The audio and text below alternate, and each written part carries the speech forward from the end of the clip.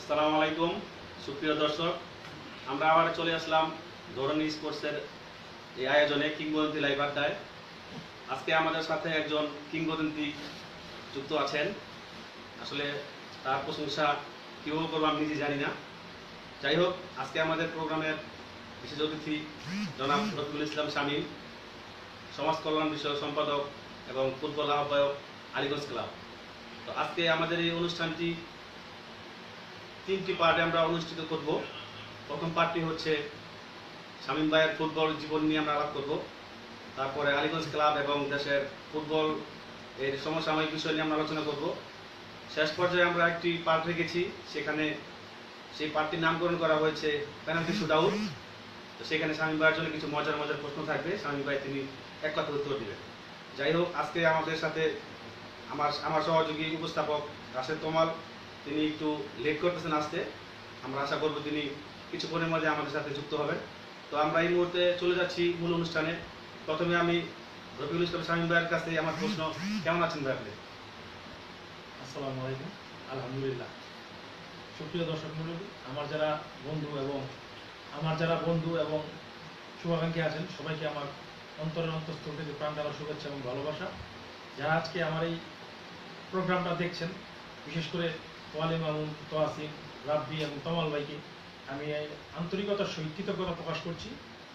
আমি আছি আপনাদের সাথে, যতটুকু পারবো, যতক্ষণ আছি দেখেন, আপনারা দেখতে থাকেন অনুষ্ঠানটা। আশা করি ভালো লাগবে আপনাদের। আমার অনেক কথা, অনেক অজানা কথা, যেগুলো আপনারা অনেকেই জানেন না, সেগুলো আমি আপনাদের সাথে আজকে শেয়ার করার চেষ্টা করব। ধন্যবাদ। জি শামীম ভাই, ভালো লাগলো আপনার কথা শুনে। তো আমরা জানতে চাচ্ছি যে আপনার পরিবার সম্বন্ধে আমরা জানতে চাচ্ছি, আপনার পরিবারে কে কে আছে, এ ব্যাপারে যদি আমাদের দর্শকদের যদি একটু বলতেন। জি, আমার পরিবার মূলত এখন বর্তমানে, যেহেতু আমার পরিবার আছে, আমার দুটা মেয়ে, একটা ছেলে, আর আমার এই তো আমরা স্বামী স্ত্রী দুজন আসছি। আমার একটা ছেলে ছিল, ছেলেটা মারা গেছে 2009 সালে। ওটা একটা ট্র্যাজেডি, ওটা অনেকেই জানেন আপনারা, অনেকেই যারা আমার বন্ধু আছে, যারা আমার সাথে মিশেন, তারা জানেন ওটা একটা করুণ ট্র্যাজেডি ছিল। তো যাই হোক, ওই ছেলেটা মারা যাওয়ার পরে আমার একটা ছেলে আল্লাহ পাক অশেষ রহমতে আমি পেয়েছি। তাই এখন বর্তমানে আমার একটা ছেলে ক্লাস 3-তে পড়ে, ক্যামব্রিয়ান স্কুল, নারায়ণগঞ্জ শাখায়। আর একটা মেয়ে কিছুদিন আমি গত বছর বিয়ে দিলাম, ও অনার্স 3rd ইয়ারে অধ্যয়নরত। আরেকটা মেয়ে, সে হচ্ছে অনার্স 2nd ইয়ারে, এবার অনার্স 2nd ইয়ারে। এই তো আমার সংসার, এইভাবেই আমি আছি। আমরা স্বামী স্ত্রী আছি, আল্লাহর রহমত, আপনাদের দোয়া সুখী আছি, ভালোই আছি। জি ধন্যবাদ। আসলে আমরা একটি করুণ ঘটনাই শুনলাম, যেমন রফিকুল ইসলাম শামীম ভাই একটি ছেলে ছিল, সে অবশ্য আমাদের মাঝে নেই, মারা গেছে। তো আমরা আজকের এই ধরনী স্পোর্টসের মাধ্যমে এবং দেশবাসীর কাছে দোয়া চাচ্ছি, সবাই ওর জন্য দোয়া করবেন, আল্লাহ যেন তাকে রেস্ট নসিব করবেন। আপনার কাছে প্রশ্ন, ছোটবেলায় কি কখনো ফুটবল খেলেছেন? জি ধন্যবাদ, খুবই মজার একটা প্রশ্ন। আসলে আমার ফুটবলের যে মানে ফুটবল জাগরণটা, ফুটবল ক্যারিয়ারটা, সেটাই আমার ছোটবেলার কি। ছোটবেলা থেকে আমি খুবই অনেকটা দুষ্ট প্রকৃতির এবং ডান পিঠে স্বভাবের ছেলে ছিলাম। পড়ালেখা আমি তেমন করি নাই। এই খেলাধুলার পিছনে থাকতে থাকতেই আমার পুরোটা জীবনই আমার শেষ হয়েছে। তো ছোটবেলার যে স্মৃতিগুলা, এগুলা মনে করলে এখনো আমি নস্টালজিক হয়ে যাই। আমার খুবই আমি এক্সাইটেড ছোটবেলার জীবন। আমি ছোটবেলায় মূলত আমার যে পাড়ার যারা আছে, ছোট ভাই বন্ধু, এবং তাদেরকে নিয়ে আমার ছোটবেলার খেলাধুলা মূলত হাতে খড়ি শুরু। তারপর থেকে আস্তে আস্তে আস্তে আস্তে আমি ওই পর্যায়ে খেলি নাই, আমি নারায়ণগঞ্জ লেভেল পর্যন্ত খেলেছি। তো আমার মূলত শুরুটা আমার বন্ধু বান্ধব, আমার ছোটবেলায় যারা ছোটবেলা আছে তাদেরকে নিয়ে, আমার ডান পিঠের স্বভাবে যারা খেলে, ওরকম আর কি, জানেন না আপনারা, ওইভাবে আর কি খেলাধুলা করছি। এইভাবেই আমার উঠে আসছে। জি ধন্যবাদ। আপনার হাতে খড়ি কোচকে, মানে আপনি প্রথম বলছেন যে আপনি গ্রাম পর্যায়ে বা নারায়ণগঞ্জ লেভেল পর্যন্ত খেলেছেন, জীবনে একজন প্রথম কোচ থাকে যার মাধ্যমে আসলে ফুটবলাররা বেরিয়ে আসে। তো আপনার প্রথম হাতে খড়ি কোচকে, সেই নামটা যদি একটু বলতেন। ধন্যবাদ। আসলে আমি এখানে একটা কথা বলে রাখা দরকার, সেটা হচ্ছে আমি নিজে খেলাধুলায় অতটা পারদর্শী ছিলাম না, বা বলতে পারেন আমার ওরকম আগ্রহ ছিল না। আমার মূলত সাংগঠনিক পর্যায়ে থাকাটাই আমার সবচেয়ে বেশি আগ্রহ, এবং ছোটবেলা থেকেই আমার সাংগঠনিকভাবে সবারই সংগঠিত করে খেলাধুলার প্রতি মানে কর্মকর্তা সংগঠক হিসাবে থাকাটা আমার বেশি আগ্রহ থাকতো ছোটবেলা থেকে। তো যাই হোক, আমি নারায়ণগঞ্জ লেভেলে খেলছি। আমার ফুটবলের একদম প্রাতিষ্ঠানিক হাতে খড়ি বলতে গেলে আমার শ্রদ্ধেয় কোচ রজ্জব ভাইকে আমি স্মরণ করছি। রজ্জব ভাই আমার প্রথম এবং উনি আমার শেষ কোচ। রজ্জব ভাইয়ের মাধ্যমে আমি খেলাধুলা শিখেছি। আর আমার এলাকার যারা বড় ভাই আছেন, তারা যারা ঢাকা লেভেলে, নারায়ণগঞ্জ লেভেলে, হাই লেভেলে যারা ফুটবল খেলতেন, তাদের সাথে মাঝে মাঝে মাঠে খেলতাম, ফুটবল খেলতাম। কিন্তু কোচ বলতে আমি রজ্জব ভাইকে স্মরণ করছি, রজ্জব ভাইকে বলি। জি, ধন্যবাদ। আমাদের এই প্রোগ্রামের মাধ্যমে রজ্জব ভাইকে ধন্যবাদ জানাচ্ছি। তিনি আসলে একজন ক্রীড়াপ্রেমী মানুষ। তিনি সাথে ফুটবল কোচই নন, তিনি একজন রেফারিও বটে। তিনি খুব ভালো রেফারি করে থাকেন। আমরা বিভিন্ন সময় আমরা রেফারি তিনি মাঠে করেছেন, আমরা দেখেছি। যাই হোক, আপনি এইমাত্র বললেন যে আপনি হয়তো ঢাকা লেভেলে ওইভাবে খেলতে পারেননি। আপনি ছোটকাল থেকে সাংগঠনিকভাবে আপনার দক্ষতার জন্য আপনি সবসময় চেষ্টা করেছেন। কিন্তু আপনি বলছেন যে নারায়ণগঞ্জ লেভেল পর্যন্ত খেলছেন। আমরা জানি নারায়ণগঞ্জের কোয়ালিফাই, তারপর হচ্ছে দ্বিতীয় বিভাগ এবং প্রথম বিভাগ, প্রিমিয়ার লিগ একসময় হয়েছিল। আপনি নারায়ণগঞ্জের এই কোন লেভেলে খেলছেন এবং কোন কোন ক্লাবে খেলছেন, এই বিষয়টা যদি আমাদের দর্শকদের একটু বলতেন। ধন্যবাদ। আমি নারায়ণগঞ্জে মূলত আমাদের একটা ক্লাব ছিল, আমরা ধন্যবাদ স্পোর্টিং ক্লাব নামে যে একটা ক্লাব ছিল, এটা আমাদের রেজিস্টার্ড ক্লাব বর্তমানে, এটা ফার্স্ট ডিভিশনে বর্তমানে আছে। এই ক্লাব থেকে আমার খেলাধুলা শুরু। আর নারায়ণগঞ্জের সময় মূলত খেলাধুলা premier league, first division league বলতে যেটা হতো, সেখানে আমাদের একটা নিজস্ব টিম ছিল, সেটা হচ্ছে প্রকাশ ক্লাব নামে একটা খুবই ঐতিহ্যবাহী একটা ক্লাব ছিল। এটা কোচ ছিলেন রজ্জব ভাই। আমি ম্যানেজার কাম খেলোয়াড় হিসাবে দায়িত্ব পালন করতাম। ওটার ম্যানেজার, ওই সময় আমি ম্যানেজার ছিলাম, প্লাস খেলোয়াড় হিসাবে মাঝে মাঝে আমি খেলতাম, দায়িত্ব পালন করতাম। এই আর মূলত আমার খেলাটা আমাদের ধন্যবাদ স্পোর্টিং ক্লাব দিয়ে সেটা এখন নারায়ণগঞ্জে যারা আছেন খেলাধুলার সাথে, তারা ধন্যবাদ সম্পর্কে জানেন। ধন্যবাদ একটা খুবই ঐতিহ্যবাহী এবং পুরনো ক্লাব। এই ক্লাবের সাথে আমাদের হাত দিয়ে এই ক্লাব প্রতিষ্ঠা, এই ক্লাব আমাদের হাত দিয়ে তৈরি, এই ক্লাব নিয়ে আমি ছিলাম। জি, ধন্যবাদ। আপনি নারায়ণগঞ্জ লেভেলে খেলেছেন বা আপনার আলীগঞ্জ বা বিভিন্ন গ্রাম পর্যায়ে খেলেছেন, অনেকদিনই খেলেছেন, আমরাও জানি। তো আপনার খেলোয়াড়ের জীবনে এমন কোনো স্মরণীয় ঘটনা আছে কি, যেটা এখনো মনে করলে আপনি নিজে নিজে মনে মনে আনন্দ পান? সেই বিষয়টা যদি আমাদের দর্শকদের জন্য তুলে ধরতেন। আসলে খেলোয়াড়ি জীবনে অনেক স্মৃতি, অনেক কিছু আছে। আজকে অনেক কিছুই ঘটনা মনে করে, আজকে এই অনুষ্ঠানে প্রশ্ন করাতে আমার অনেক কিছু মনে পড়ে গেল। আসলে কোনটা রেখা কোনটা বলবো, তার মধ্যে আমার কিছু দুঃখের স্মৃতিও আছে, কিছু সুখের স্মৃতিও আছে। তো সুখের স্মৃতি বলতে গেলে মূলত আমরা বেসিক্যালি আমাদের দুর্নিবার স্পোর্টিং ক্লাবকে নিয়ে আমরা মূলত একটা সুখের স্মৃতি আমি বলি, অনেকগুলো স্মৃতির মধ্যে। আমরা একটা টুর্নামেন্টে রূপগঞ্জে খেলতে গিয়েছিলাম ওই সময়। রূপগঞ্জে মুড়াপাড়াতে, আমার এটা মনে হয় স্পষ্ট মনে আছে, রূপগঞ্জের মুড়াপাড়াতে একটা টুর্নামেন্ট, ফুললি টুর্নামেন্ট। তখন ঢাকার মাঠে মোটামুটি সেরা যারা খেলোয়াড় ছিলেন 2-4 জন, তখন মহাবাডানে খেলতেন রিয়াজ ভাই, আমাদের নারায়ণগঞ্জের রিয়াজ ভাই, তারপরে আমাদের যারা বন্ধু লেভেলে ছিলেন তারা Dhaka second division, third division খেলতেন। ওদেরকে নিয়ে আমরা একটা টিম করেছিলাম, এবং আমাদের প্রতিপক্ষ টিমগুলো ছিল সব তারকায় ঠাসা। আল্লাহর অশেষ রহমতে আমি ছিলাম ওই টিমের ম্যানেজার, এবং আমাদের রজব ভাই ছিলেন কোচ। বুড়াপাড়াতে আমরা আনবিটেন চ্যাম্পিয়ন হয়েছি, এবং আনবিটেন চ্যাম্পিয়ন হওয়াতে আমার জীবনের আরেকটা স্মরণীয় ঘটনা সেখানে ছিল। আমরা ফাইনাল ম্যাচটা সম্ভবত অনেক আগের ঘটনা, তো এটা সম্ভবত 2-0 অথবা 3-1 রেজাল্ট এরকম হবে। আর ফাইনালে চিফ গেস্ট ছিলেন তৎকালীন অত্র এলাকার মাননীয় সংসদ সদস্য এবং বাংলাদেশের প্রথম সেনাবাহিনীর প্রধান মেজর শফিউল্লাহ সাহেব। ওনার হাত থেকে আমি পুরস্কার নিয়েছি। তো পুরস্কার নেওয়ার সময় উনি আমার একটা কথা বলছিলেন, ওনার হাত থেকে আমার ব্যক্তিগত পুরস্কারটা নিয়েছিলাম, তখন উনি আমাকে একটা কথা বলেছিলেন, কথাটা আমার এখনো মনে আছে, মনে কানে বাজে। সেটা হচ্ছিল মানে উনি খেলাটা প্রায় হাফ টাইমের পর থেকে পুরো খেলাটাই উনি অবলোকন করছেন, চোখে দেখছেন। তো আমার যে অ্যাক্টিভিটিসটা ম্যানেজার হিসেবে, আমার যে সাংগঠনিক ওখানে যে অ্যাক্টিভিটিসটা, দক্ষতা, উনি এটা খুব ভালোভাবে খেয়াল করছেন। এবং আমি পুরস্কার নিতে আসার সময় উনি আমাকে 1 মিনিটের মতো ধারায় পুরস্কারটা উনি এক হাতে রাখা, তখন আমি যে হ্যান্ডশেক তার সাথে হ্যান্ডশেকটা করছি, তখন আমাকে বলছেন গুড, তোমার মতন এরকম সংগঠক থাকলে আমি আশা করি তৃণমূলে অনেক কিছু, অনেক দল, অনেক খেলোয়াড় উঠে আসবে, অনেক দল এরকম উঠে আসবে। তুমি একটা দলের সাথে যে দলের জন্য যেভাবে নিজেকে উজাড় করে দাও, আজকে আমি দেখলাম, আমার কাছে খুব ভালো লাগছে, আমার ওয়েল ডান করতেছে। এটা আমার একটা ভালো একটা স্মৃতি হয়ে গেছে।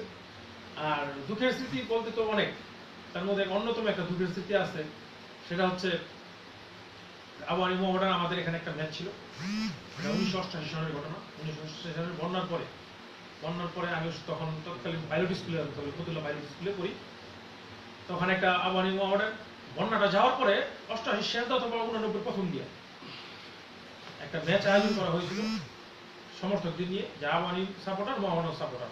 আমরা একটা চ্যারিটি ম্যাচ দিয়েছিলাম ওখানে, এবং ফতুল্লা পাইলট স্কুল যারা জানেন, যারা এলাকার তারা বুঝবেন, তখন মাঠটা খোলা ছিল, ওপেন মাঠ ছিল। এটা আমরা বাঁশ দিয়ে আটকাই দিয়া তখন আমরা একটা ম্যাচ আয়োজন করেছিলাম, 5 টাকা করে টিকিট। তখন 89 কি 88 এরকম হবে, 88 বন্যার্থের সাহায্য। তো এই ম্যাচটা আয়োজন করেছিলাম। তো এই ম্যাচটা নিয়ে আমার একটা করুণ স্মৃতি আছে। তা আমি তখন থেকেই তো আমরা মোহামেডানের জন্য অনেক পাগল ছিলাম। তো যাই হোক, আমি ওই ম্যাচে খেলোয়াড় হিসাবে অংশগ্রহণ করি নাই, কিন্তু সংগঠক হিসাবে আমার অনেক ওখানে পরিশ্রম ছিল। আমি আমার এলাকা থেকে সমর্থক নিয়ে কিভাবে ম্যাচটাকে, যেহেতু একটা অর্থনৈতিক ব্যাপার আছে, যেহেতু বন্যার্থদের সাহায্যার্থে আমরা এই ম্যাচটা আয়োজন করেছিলাম, তো অনেক পরিশ্রম এখানে করতে হয়েছে। আমার এলাকার পোলাপান যারা স্কুলের পড়ে না, তাদেরকে আমরা নিয়ে গেছি, অনেক লোকজন নিয়ে গিয়া, যাতে টিকিটের একটা ব্যবস্থা ছিল 5 টাকা করে। ওরা সবাই টিকিট কাটতে পারতো, অনেকে টিকিট কাটতে পারতো না। আমার নিজের পকেটের টাকা দিয়ে আমি টিকিট কাটাই তাদেরকে ঢুকায়, যাতে আমাদের ফান্ডটা রাইজিং হয়, ফান্ডটা যাতে ডেভেলপ হয়, সেই ব্যবস্থাটি আমরা করেছি। তো যাই হোক, ওখানে একটা ঘটনা হয়েছে, ইন্ডিপেন্ডেন্ট হাফ টাইমের সময় একটা ঘটনা ঘটছে। খেলার মধ্যবিরতিতে মাইক দিয়ে ওই এলাকার কিছু ছেলে, যারা আমাদের বন্ধু বান্ধব ছিল, অনেকের নাম মনে আছে, এখন এই হয়তো ভিডিওতে নামটা সাক্ষাৎকার না নিলেই ভালো হয়। মাইক দিয়ে তারা একটা গান, তৎকালীন খুব জনপ্রিয় একটা ছবি ছিল বাংলা, কলকাতার বাংলা ছবি অমর সঙ্গী ছবির একটা গান। সেই গানটা, সেই বিখ্যাত গান চিরদিনই তুমি যে আমার, সেই গানটা তারা মাইক দিয়ে গাইতেছে খেলার মধ্যবিরতিতে। তা আমরা মাঠে হাঁটাহাঁটি করতেছি। আমার সাথে ছিল তোফাজ্জল, আপনারা জানেন, জাতীয় একজন ফুটবলার, ঢাকা ফরাসগঞ্জ, পিডব্লিউডি, অগ্রণী ব্যাংক, অনেক বড় বড় টিমই ঢাকার মাঠে খেলেছে। তোফাজ্জল আর আমি ওখান থেকে হাইটে যাওয়াতে তোফাজ্জল গানটা গুনগুন করে গাইছে।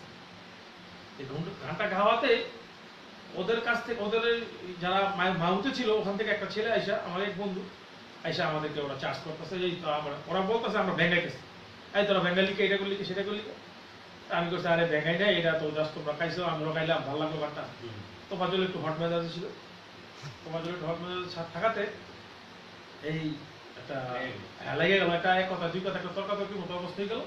তর্কাতর্কি থেকে একটা বিরাট একটা ঘ্যাঞ্জামের রূপ নিল, একটা মারামারিতে রূপ নিল।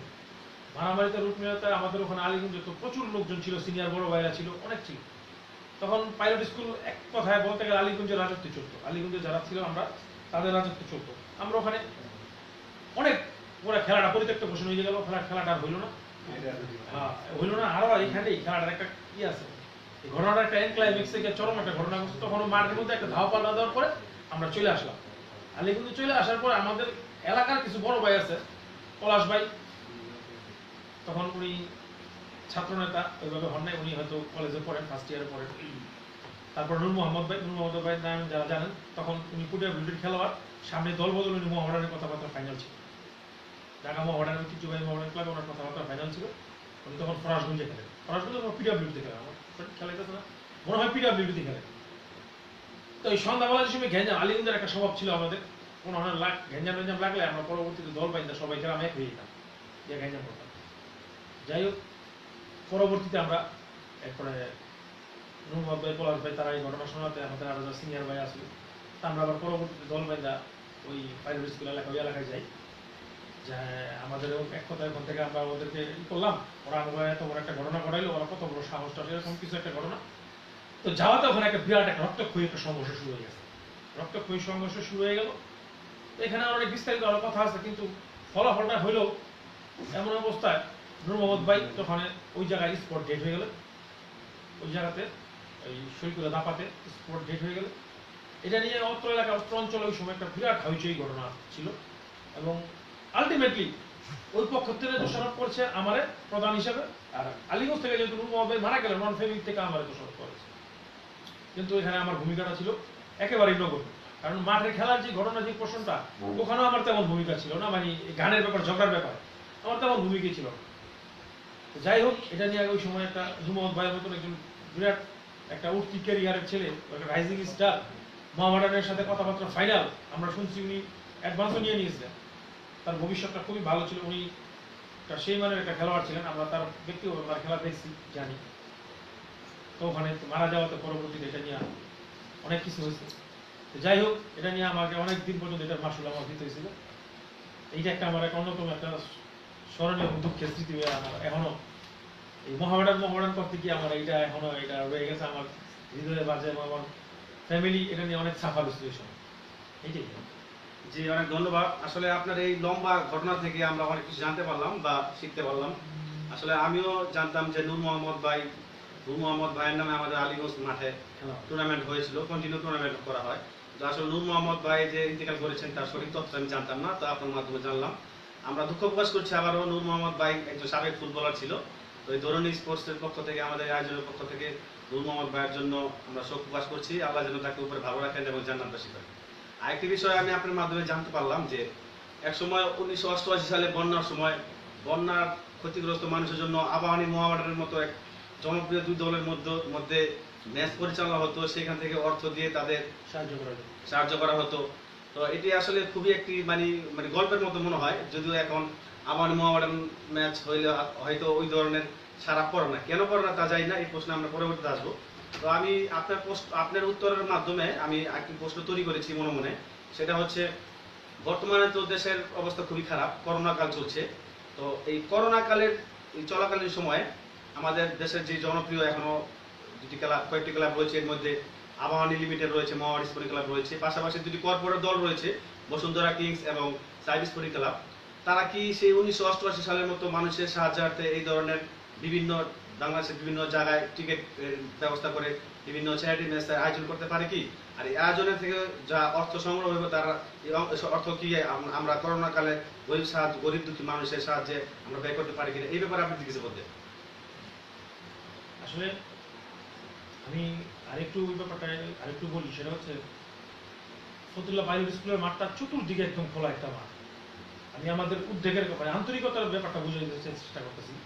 ওই সময় একটা ওপেন একটা খোলা মাঠে, বিশ্বাস করলে মানে করবেন না যে কি একটা হ্যাভক সৃষ্টি হয়েছে জনগণের মধ্যে, একটা যে কি একটা উদ্দীপনা তৈরি হয়েছিল। তখন সাধারণ পাবলিক 5 টাকার টিকিট কাইটা মোহামেডান বাড়ির সমর্থকদের ম্যাচ দেখবে, এবং সেই টাকাটা আমরা বন্যার্থদের সাহায্যার্থে দান করবো। মানে মাঠের লোকারণ্য হয়ে গেছিল, আমরা অলরেডি জায়গা দিতে পারিনি। এটা একমাত্র কারণ ছিল আন্তরিকতা, দেশপ্রেম এবং মোহামেডান বাড়ির প্রতি একটা ভালোবাসার টানে মানুষ তখন গেছিল, এবং সারা দেশ তখন মোহামেডান বাড়ির নামে দুটা ভাগ হয়ে যেত। এই যে একটা হ্যাভক, এই যে একটা উদ্দীপনা তৈরি হইতো, মানে এটা আজকের দিনে এটা আসলেই একটা কল্পনাতীত। তা আমি আপনার প্রশ্ন সূত্র ধরে আমি বর্তমানে যারা কর্পোরেট হাউস যেগুলো আমাদের ফুটবলের বিভিন্নভাবে অবদান রাখার চেষ্টা করতেছেন, তাদের প্রতি অনুরোধ করব, এখনো আমাদের দেশে এই করোনা নামক যে মহামারী চলতেছে, এটা থেকে উত্তরণের জন্য হয়তো আপনারা কোনো না কোনোভাবে আপনারা চেষ্টা করতেছেন। আমি হয়তো ক্ষুদ্র মানুষ, ওদিকে আমার হয়তো নজর রাখতে আমি পারি নাই, হয়তো আপনারা করতেছেন। তো আমার অনুরোধ থাকবে, ফুটবল দিয়ে করোনাকে আপনারা কোনোভাবে সহযোগিতা করতে পারেন কিনা, ফুটবল ম্যাচ দিয়ে, ফুটবল দিয়ে এভাবে কোনো কিছু করা যায় কিনা একটু ভেবে দেখবেন। এটা আমি একটা ক্ষুদ্র একজন সাপোর্টার, ফুটবল প্রেমী হিসেবে আপনাদের কাছে একটা অনুরোধ, এটা এক অনুরোধ রাখলাম এটা আপনাদের কাছে। এই আজকে ধরনী স্পোর্টসের এই সাক্ষাৎকারের মাধ্যমে আমি আপনাদের কাছে একটা অনুরোধ রাখলাম। জি, ধন্যবাদ। সুপ্রিয় দর্শক, আমাদের মাঝে ইতিমধ্যে চলে এসেছেন আমাদের আজকের আমার সহকারী উপস্থাপক রাশেদ তোমাল ভাই, আপনাকে স্বাগত জানাচ্ছি আজকে আমাদের অনুষ্ঠানে। আপনাকেও স্বাগত। জি, প্রিয় দর্শক, আমাদের এই অনুষ্ঠানটি আপনারা দেখবেন ধরনী স্পোর্টসের পেজ থেকে, পাশাপাশি লাইক, কমেন্ট এবং শেয়ার করবেন, এবং আপনাদের মতামত জানাবেন। সবগুলো শামীম ভাইয়ের কাছ থেকে আপনাদের যদি কোনো প্রশ্ন থাকে সেটা আমরা করতে পারেন, বা আপনার ধরনী স্পোর্টসের আয়োজনটা আপনাদের কাছে কেমন লাগে, বা কোনো পরামর্শ যদি থাকে তাহলে আমাদের জানাতে পারেন। আমরা সময় সুযোগ বুঝে অবশ্যই আপনার কমেন্টের উত্তর দেওয়ার চেষ্টা করবো ইনশাল্লাহ। তো যাই হোক, আমার পরবর্তী প্রশ্ন আপনার কাছে, আপনি আপনার খেলোয়াড়ি জীবন বা সাংগঠনিক জীবনে অনেক সময় আপনি মাঠে ব্যয় করেছেন। তো এই ব্যাপারে আপনার পরিবার থেকে আপনি কেমন সাপোর্ট পেয়েছিলেন, এই ব্যাপারে কিছু বলতেন আমাদের। আসলে সংক্ষিপ্তে অনেক কিছু বলা যায়, আবার অনেক কিছু প্রকাশ করতে পারি না। একটা ব্যাপার আছে এখানে, ফুটবল নিয়ে আমার পরিবার, সত্যি কথা বলতে কি, আমার মা, আমার বিয়ের আগের লাইফটার কথা বলি, ফুটবল নিয়ে আমার মা, আমার বাবা, আমার মাই বেশি কখনোই আমাকে ওরকম করে ফুটবল, তারা খেলাধুলা, আমি যেহেতু বাপ মার একমাত্র সন্তান ছিলাম, তারা এইভাবে ফুটবল নিয়ে তখন তারা পছন্দ করে। তারা বলছে যে পড়ালেখা করে বাবার ব্যবসা বাণিজ্য থাকবে ওরকম, কিন্তু আমি ওরকম ভাবে তাদেরকে তারপরে যতটুকু ফাঁকি দিয়ে তাদেরকে ফাঁকি দিয়ে পড়ালেখা ফাঁকি দিয়ে স্কুল ফাঁকি দিয়ে প্রচুর স্কুল ফাঁকি দিতাম, স্কুল ফাঁকি দিয়ে খেলাধুলা ঢাকাতে চলে যেতাম মোহামেডানের ম্যাচ দেখার জন্য, বিভিন্ন জায়গায় খেলতে চলে যেতাম, বিভিন্ন জায়গায় খেলা দেখতে চলে যেতাম। এভাবে এভাবে আসার পরে বকাঝকা করতো ছেলে, তো বকাঝকা শুনে আবার পরক্ষণে আবার সব ঠিক হয়ে যেত, পরের দিনে আবার আরেকটা জায়গায় যাওয়ার জন্য প্ল্যান তৈরি করে ফেলা, এইভাবে আর কি চলতো। তো যাই হোক, আর আমি ওই যে প্রথমে বলে গেছি যে আমি সংগঠক হিসাবে খুবই আমার একটা মানে একটা মনের মধ্যে একটা চরম একটা টান ছিল। তো এটার একটা বই প্রকাশ ছিল 1992 থেকে 93 সনে আলীগঞ্জ মাঠে, ঐতিহাসিক আলীগঞ্জ মাঠে। হাফেজ মুক্তার সাহেব যে মারা গেলেন, হাফেজ মুক্তার আমাদের সম্মানিত বীর মুক্তিযোদ্ধা, আমাদের অত্র এলাকার গৌরব হাফেজ মুক্তার সাহেব, এই অনুষ্ঠানের মাধ্যমে তার প্রতি শ্রদ্ধা জ্ঞাপন করছি। আমার অনেক শ্রদ্ধাভাজন একজন ব্যক্তি, তার নামে একটা ফুটবল টুর্নামেন্ট হয়েছিল, হাফেজ মুক্তার স্মৃতি ফুটবল টুর্নামেন্ট। সেই টুর্নামেন্টে আমি তখন পার্টিসিপেট করি আমার দল নিয়ে, শামীম স্পোর্টিং ক্লাব নাম দিয়ে। এটা একটা বিরাট ইতিহাস এবং আমার জীবনের একটা টার্নিং পয়েন্ট বলতে পারেন। তো আমি একটু যদি আপনি সময় দেন আমি একটু খোলাসা করে বলতে চাই। এটা একটা ম্যাচিভ একটা আমার জন্য অর্জন। আর এখানে আমি সমস্ত প্রতিকূলতা আমার এগেনস্টে সমস্ত ছিল, আমার আলীগঞ্জ ক্লাব আমার এগেনস্টে ছিল, আলীগঞ্জ ক্লাব ফুটবল কমিটি আমার এগেনস্টে ছিল, এবং তারা পক্ত এবং ওপেনলি আমার এগেনস্টে কাজ করেছে। আমি শুধু একমাত্র গ্রামের যে সাপোর্টার, আমার যে নিরহ সাপোর্টার, তাদের সাপোর্ট দিয়ে আমি এটা সর্বোচ্চ সাফল্যটা এই টুর্নামেন্ট থেকে অর্জন করতে সক্ষম হয়েছে। এটা একটু বলবো আমি, সেটা হচ্ছে 1992 সনের ঘটনা। তখন আমি একদম আমার মেট্রিক পরীক্ষা শেষ হয়ে যাওয়ার পরে আমি পুরোপুরি বেকার, আমি কলেজে ভর্তি হবো এই টাইমটার সময়। আমি তখন একটা আলীগঞ্জ টুর্নামেন্ট ছাড়া আমি একটা টিম রাখলাম শাহীন স্পোর্টিং ক্লাব নাম দিয়ে। তখন খেলোয়াড় কে হবে, খেলোয়াড় কোথায় পাবো আমি, হাই লেভেল একটা টুর্নামেন্ট উদ্বোধন করলেন তৎকালীন আমাদের সংসদ সদস্য 92 সনে কমান্ডার সিরাজুল ইসলাম সাহেব উদ্বোধন করলেন। উদ্বোধন এত হাই লেভেল একটা টুর্নামেন্ট তার উদ্বোধন করবেন শুনতেছি, কার্ড ছাপাইছে, তো টিম তো আমি রাখছি, নাম এন্ট্রি করে টিম রাখছি। এখন প্লেয়ার খেলোয়াড় পাবো কোথায়, খেলোয়াড় পাওয়ার জন্য আমি তখন নিয়ে বলতাম, তখন আমি রজব ভাইয়ের সাথে পরামর্শ করলাম। রজব ভাইয়ের সাথে পরামর্শ করে দেখলাম যে না, আমার মন মতো উনি খেলোয়াড় দিতে পারতেছেন না, তখন একটা হাই টুর্নামেন্ট, তা আমি কি করবো, পরক্ষণে আমার এক বড় ভাই আনোয়ার ভাই আলীগঞ্জের নূর মোহাম্মদ ভাই, উনি একজন সাবেক খেলোয়াড়, উনি খুবই নাম করা, সেকেন্ড ডিভিশন পর্যন্ত আমার মনে হয় নারায়ণগঞ্জের তো সেরাই ছিলেন, তৎকালীন নারায়ণগঞ্জের সেরা, তার মতো শুটার আর দ্বিতীয় তখন তৈরি হয়নি। সেই আনোয়ার ভাই, আমরা তাকে আইসিলা ভাই নামে চিনি, আনোয়ার ভাইয়ের সাথে আমার একটা পারিবারিক সম্পর্ক ছিল। আনোয়ার ভাইয়ের সাথে শেয়ার করাতে সে বললো ঠিক আছে পুরান টাউনে চলে যাই আমরা। পুরান টাউনে ইউসুফ ভাই, আবহাওয়ার যে লিজেন্ড আবু ইউসুফ ভাইয়ের সাথে ওনাদের একটা পারিবারিক সম্পর্ক ছিল। আমারে বললো যে চলো আবু ইউসুফ ভাইয়ের কাছে যাই। আবু ইউসুফ ভাইয়ের কাছে গেলে তোমার একটা গতি হইব, তোমার টিমটা কি না কি দাঁড় করা যাবে। আমি মনে রাজি হইলাম, কিন্তু মনে একটা আমার খটকা ছিল যে আমি মোহামেডানের মানুষ, আবু হানিফ তার কাছে যাবো। তারপর ইউসুফ ভাই ঠিক আছে যাই, কিন্তু মনে চিন্তা করতেছি যে চান্স পেলে আমি মোহামেডানের কাউকে কি করা যায়, এখানে একটা কিছু করবো, মানে সবকিছুর মধ্যে আপনি একটা মোহামেডান এইটাই একটা মনের মধ্যে একটা থাকে না। তো ইউসুফ ভাইয়ের কাছে যাওয়ার পরে ইউসুফ ভাইয়ের সাথে পরিচয় হতো, প্রথম পরিচয় উনি একদম বুকের মধ্যে টানা নিলেন, আপন করে নিলেন। বক্সিবাজার আলিয়া মাদ্রাসা মাঠে ওনারা ওখানে থাকতেন, ওখানে প্র্যাকটিস করতেন, তখন ওনারা পুরান টাউনে ছিলেন। ইউসুফ ভাইয়ের সাথে কথা বলাতে উনি পুরো টুর্নামেন্টের লাইন আপটা উনি জেনে নিলেন। জেনে নেওয়ার পরে উনি একটা টিম দাঁড় করালেন। দাঁড় করানোর পরে উনি বললো, আমি বললাম যে ভাই আপনি টিম জেনে দাঁড় করান, এখানে আমার চ্যাম্পিয়ন হতে হবে, চ্যাম্পিয়ন ছাড়া বিকল্প কোনো চিন্তা নেই, চ্যাম্পিয়ন হতে হবে। তো চ্যাম্পিয়ন হতে হইলে তা আমার তো এখানে একটা বিকল্প কিছু নাই। তো তখন ইউসুফ ভাই বললো যে ঠিক আছে চ্যাম্পিয়ন টিম তোমার করে দিতে পারবো, তাই এই খরচপাতির একটা ব্যাপার স্যাপার কি দিবা, কেমনি কি করবো, আমি আপনার যা চান তাই দেবো। মোটামুটি হ্যালো ফাইনাল হয়ে গেল। তখন আমি তার কানে করলাম যে ভাই এখানে মোহামেডানের কেউ ইনক্লুড করা যায় না, তুমি কারা রাখতে চাও। আমি কথাটা যদি ওপরের পাঠে বলতাম, কথাটা ভুলে নেই। আমার তখন ছিল মানে আমি ফুটবল বলতে পারেন যে আমি মোহামেডানকে ভালোবাসি, মূলত আমার শ্রদ্ধেয় আপন রক্তের কিছু না হলে রক্তের চেয়ে বড় সম্পর্ক, সেটা হচ্ছে সাইদ হাসান কানন ভাইয়ের সাথে আমার একটা অন্যরকম আত্মার সম্পর্ক। তখন আমি তার কাছে প্রস্তাব করলাম যে গোলরক্ষক হিসাবে কানন ভাইয়ের নেই। তখন কানন ভাইয়ের তো পুরো পিক টাইম, তখন ঠিক আছে তুমি তো, কারণ উনি বললো যে ঠিক আছে তুমি যদি নিয়ে আসতে পারো কানন ভাই তুমি খেলাও। তা আমি কেমনে কানন ভাইয়ের বাসায় যাবো, কেমনে কি করবো। তারপরে আমাকে আলীগঞ্জের বড় ভাই, আমাকে পুরানো একজন পুরো খাওয়া মোহামেডান সাপোর্টার রবি ভাই নিয়ে কানন ভাইয়ের বাসায় সে বাড্ডাতে চলে গেলাম 92 সনের কথা। আমি তো আমার কথা হয়েছে কারণ ভাই খেলুক না খেলা আমি দেখবো একটু এরা আমি একটু দেখবো এইটি আমার বড় কথা ঢাকার মাঠে বহুত দেখছি বহুত দেখতে গেছে আমার ধাক্কা করে হেলাই দিচ্ছে এটা তো আমার চিনে না ভিড়ের মধ্যে দৌড়ছি জাঙ্গি জুঙ্গিটা ফেলাই দিচ্ছে এরা একটু দেখবো যাই হোক বাসার মধ্যে কলিং বিল টিপলাম তারপর দরজা খুলে দিল ভাবি ভাবি তখন আমি দেখলাম ভাবির নাম হচ্ছে রসনারা লিপা লিপা ভাবি কানন ভাইয়ের কলিগ ছিলেন ভার্সিটি লাইফের বন্ধু ছিলেন তারা তো ভাবিরে আমি দেখলাম আমি পত্রিকায় সব জানতাম তাদের এই ঘটনা কারণ ভাই তখন ছিল ডাকসুর ক্রীড়া সম্পাদক ওই আমলে ডাকসু ঢাকা বিশ্ববিদ্যালয়ের ক্রীড়া সম্পাদক নির্বাচিত ক্রীড়া সম্পাদক ছিল তো কারণ ভাই তখন বাথরুমে ছিলেন বাথরুম থেকে ফ্রেশ হয়ে বাইরে হওয়ার পরেই প্রথম তারা আমি দেখলাম তখন আমি 2-3 মিনিট তার মধ্যে চাই তাকাই দিয়েছে কারণ ভাই কি ওটা লম্বা কি দেখা কি টল কি এই কারণ ভাই ঢাকার মাঠে কত দিচ্ছি দেখার লেগে কত কিছু করছি তারা পাইলাম তার সামনে গিয়ে হ্যান্ডসেট ট্যান্ডসেট করার পরে কথা যা বলার রবি ভাই বলতেছে রবি ভাই সাথে নিয়ে গেছে রবি ভাই কথা বলতেছে আমি তো খালি কারণ ভাই তাকাই দিচ্ছি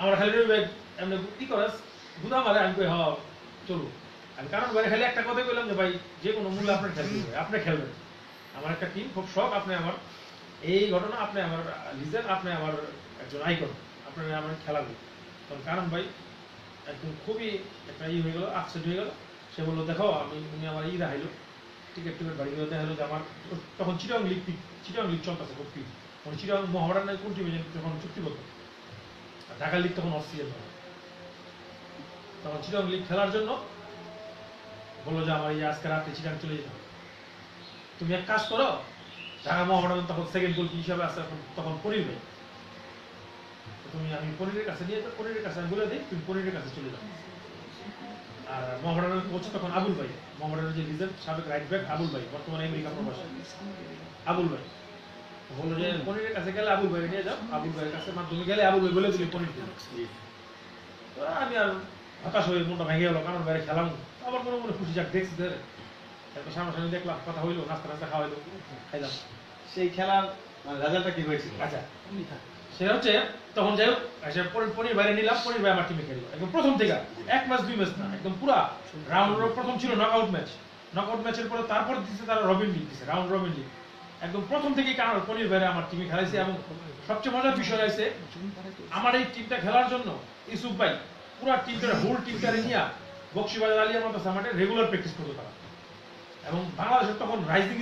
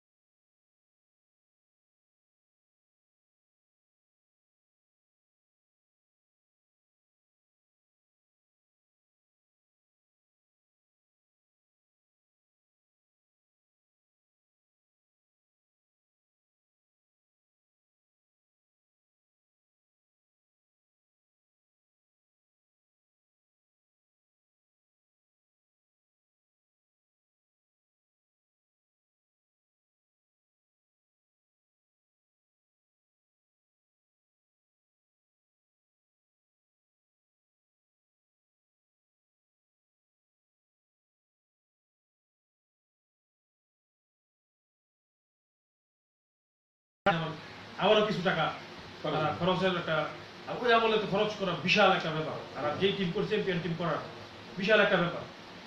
এখন ওই রিশিডিউল ম্যাচটা, আগের যে সেমিফাইনাল ম্যাচটা রেইনবো অ্যাথলেটিক ক্লাব ওরা অলরেডি ফাইনালে চলে গেছে, ওই টিমে খেলে তখনকার বাংলাদেশের স্টার যারা, যে মনে মুন্না হচ্ছে ওই টিমের ক্যাপ্টেন।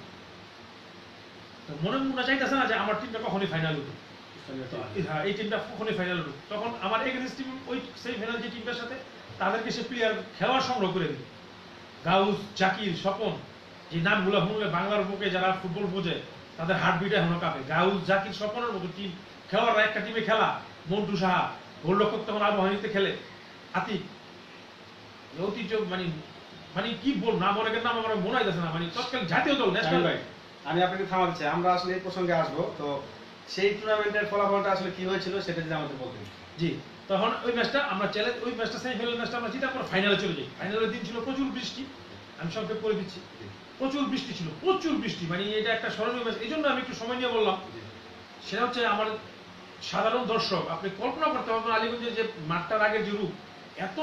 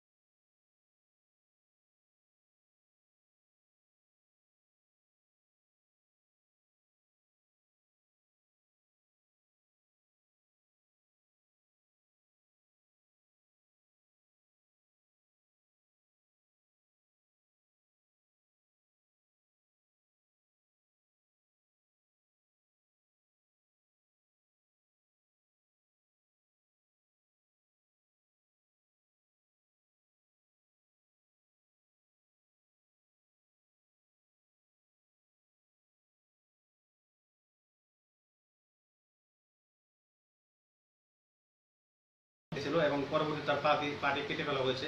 আপনার আগে তথ্য দিলেন শাহিন ভাই ছিল তার পরিবারের একমাত্র উপার্জনক্ষম ব্যক্তি। তো আমি আমাদের ধর্মী স্পোর্টসের মাধ্যমে আমি আপনার কাছে আবারও রিকোয়েস্ট করতেছি যে যদি কোনোভাবেই সুযোগ হয় আলীগঞ্জের আলীগঞ্জ ক্লাবের সময় প্রেসিডেন্ট জনাব কাউসার আহমেদ পলাশ ভাই সহ আপনি এখন যদি স্পোর্টস লেভেলে আছেন, কোনোভাবে যদি সুযোগ হয় শাহিন ভাইকে আপনি একটু অর্থনৈতিকভাবে সহযোগিতা করবেন বলে আমরা বিশ্বাস করি, আপনার কাছে প্রত্যাশা করি। ধন্যবাদ। আসলে আমরা জানি আলীগঞ্জ ক্লাবে অনেক ইতিহাস ঐতিহ্য রয়েছে। তো আলীগঞ্জ ক্লাব মানে অনেকদিন থেকে আসলে আলীগঞ্জ ক্লাবের ইতিহাস ঐতিহ্য রয়েছে। আমরা ছোটকাল থেকে দেখেছি আলীগঞ্জের এই মাঠে, আলীগঞ্জের স্থানীয় খেলার মাঠে বিভিন্ন বড় বড় টুর্নামেন্ট করেছে। এখানকার অনেক খেলোয়াড় সারা বাংলাদেশের বিভিন্ন বড় বড় ক্লাবে খেলেছে। এর আগেও আপনি আরেকটি তথ্য দিলেন যে আলীগঞ্জ ক্লাবের প্রেসিডেন্ট কাউসার আহমেদ পলাশ ভাইয়ের আপন ছোট ভাই, যদি আমি ভুল না করি, কামরুজ্জামান, তিনিও একসময় খুব ভালো ফুটবলার ছিলেন, মোহামেডানে খেলার মতো সুযোগ পেয়েছিলেন। সেই সময় তার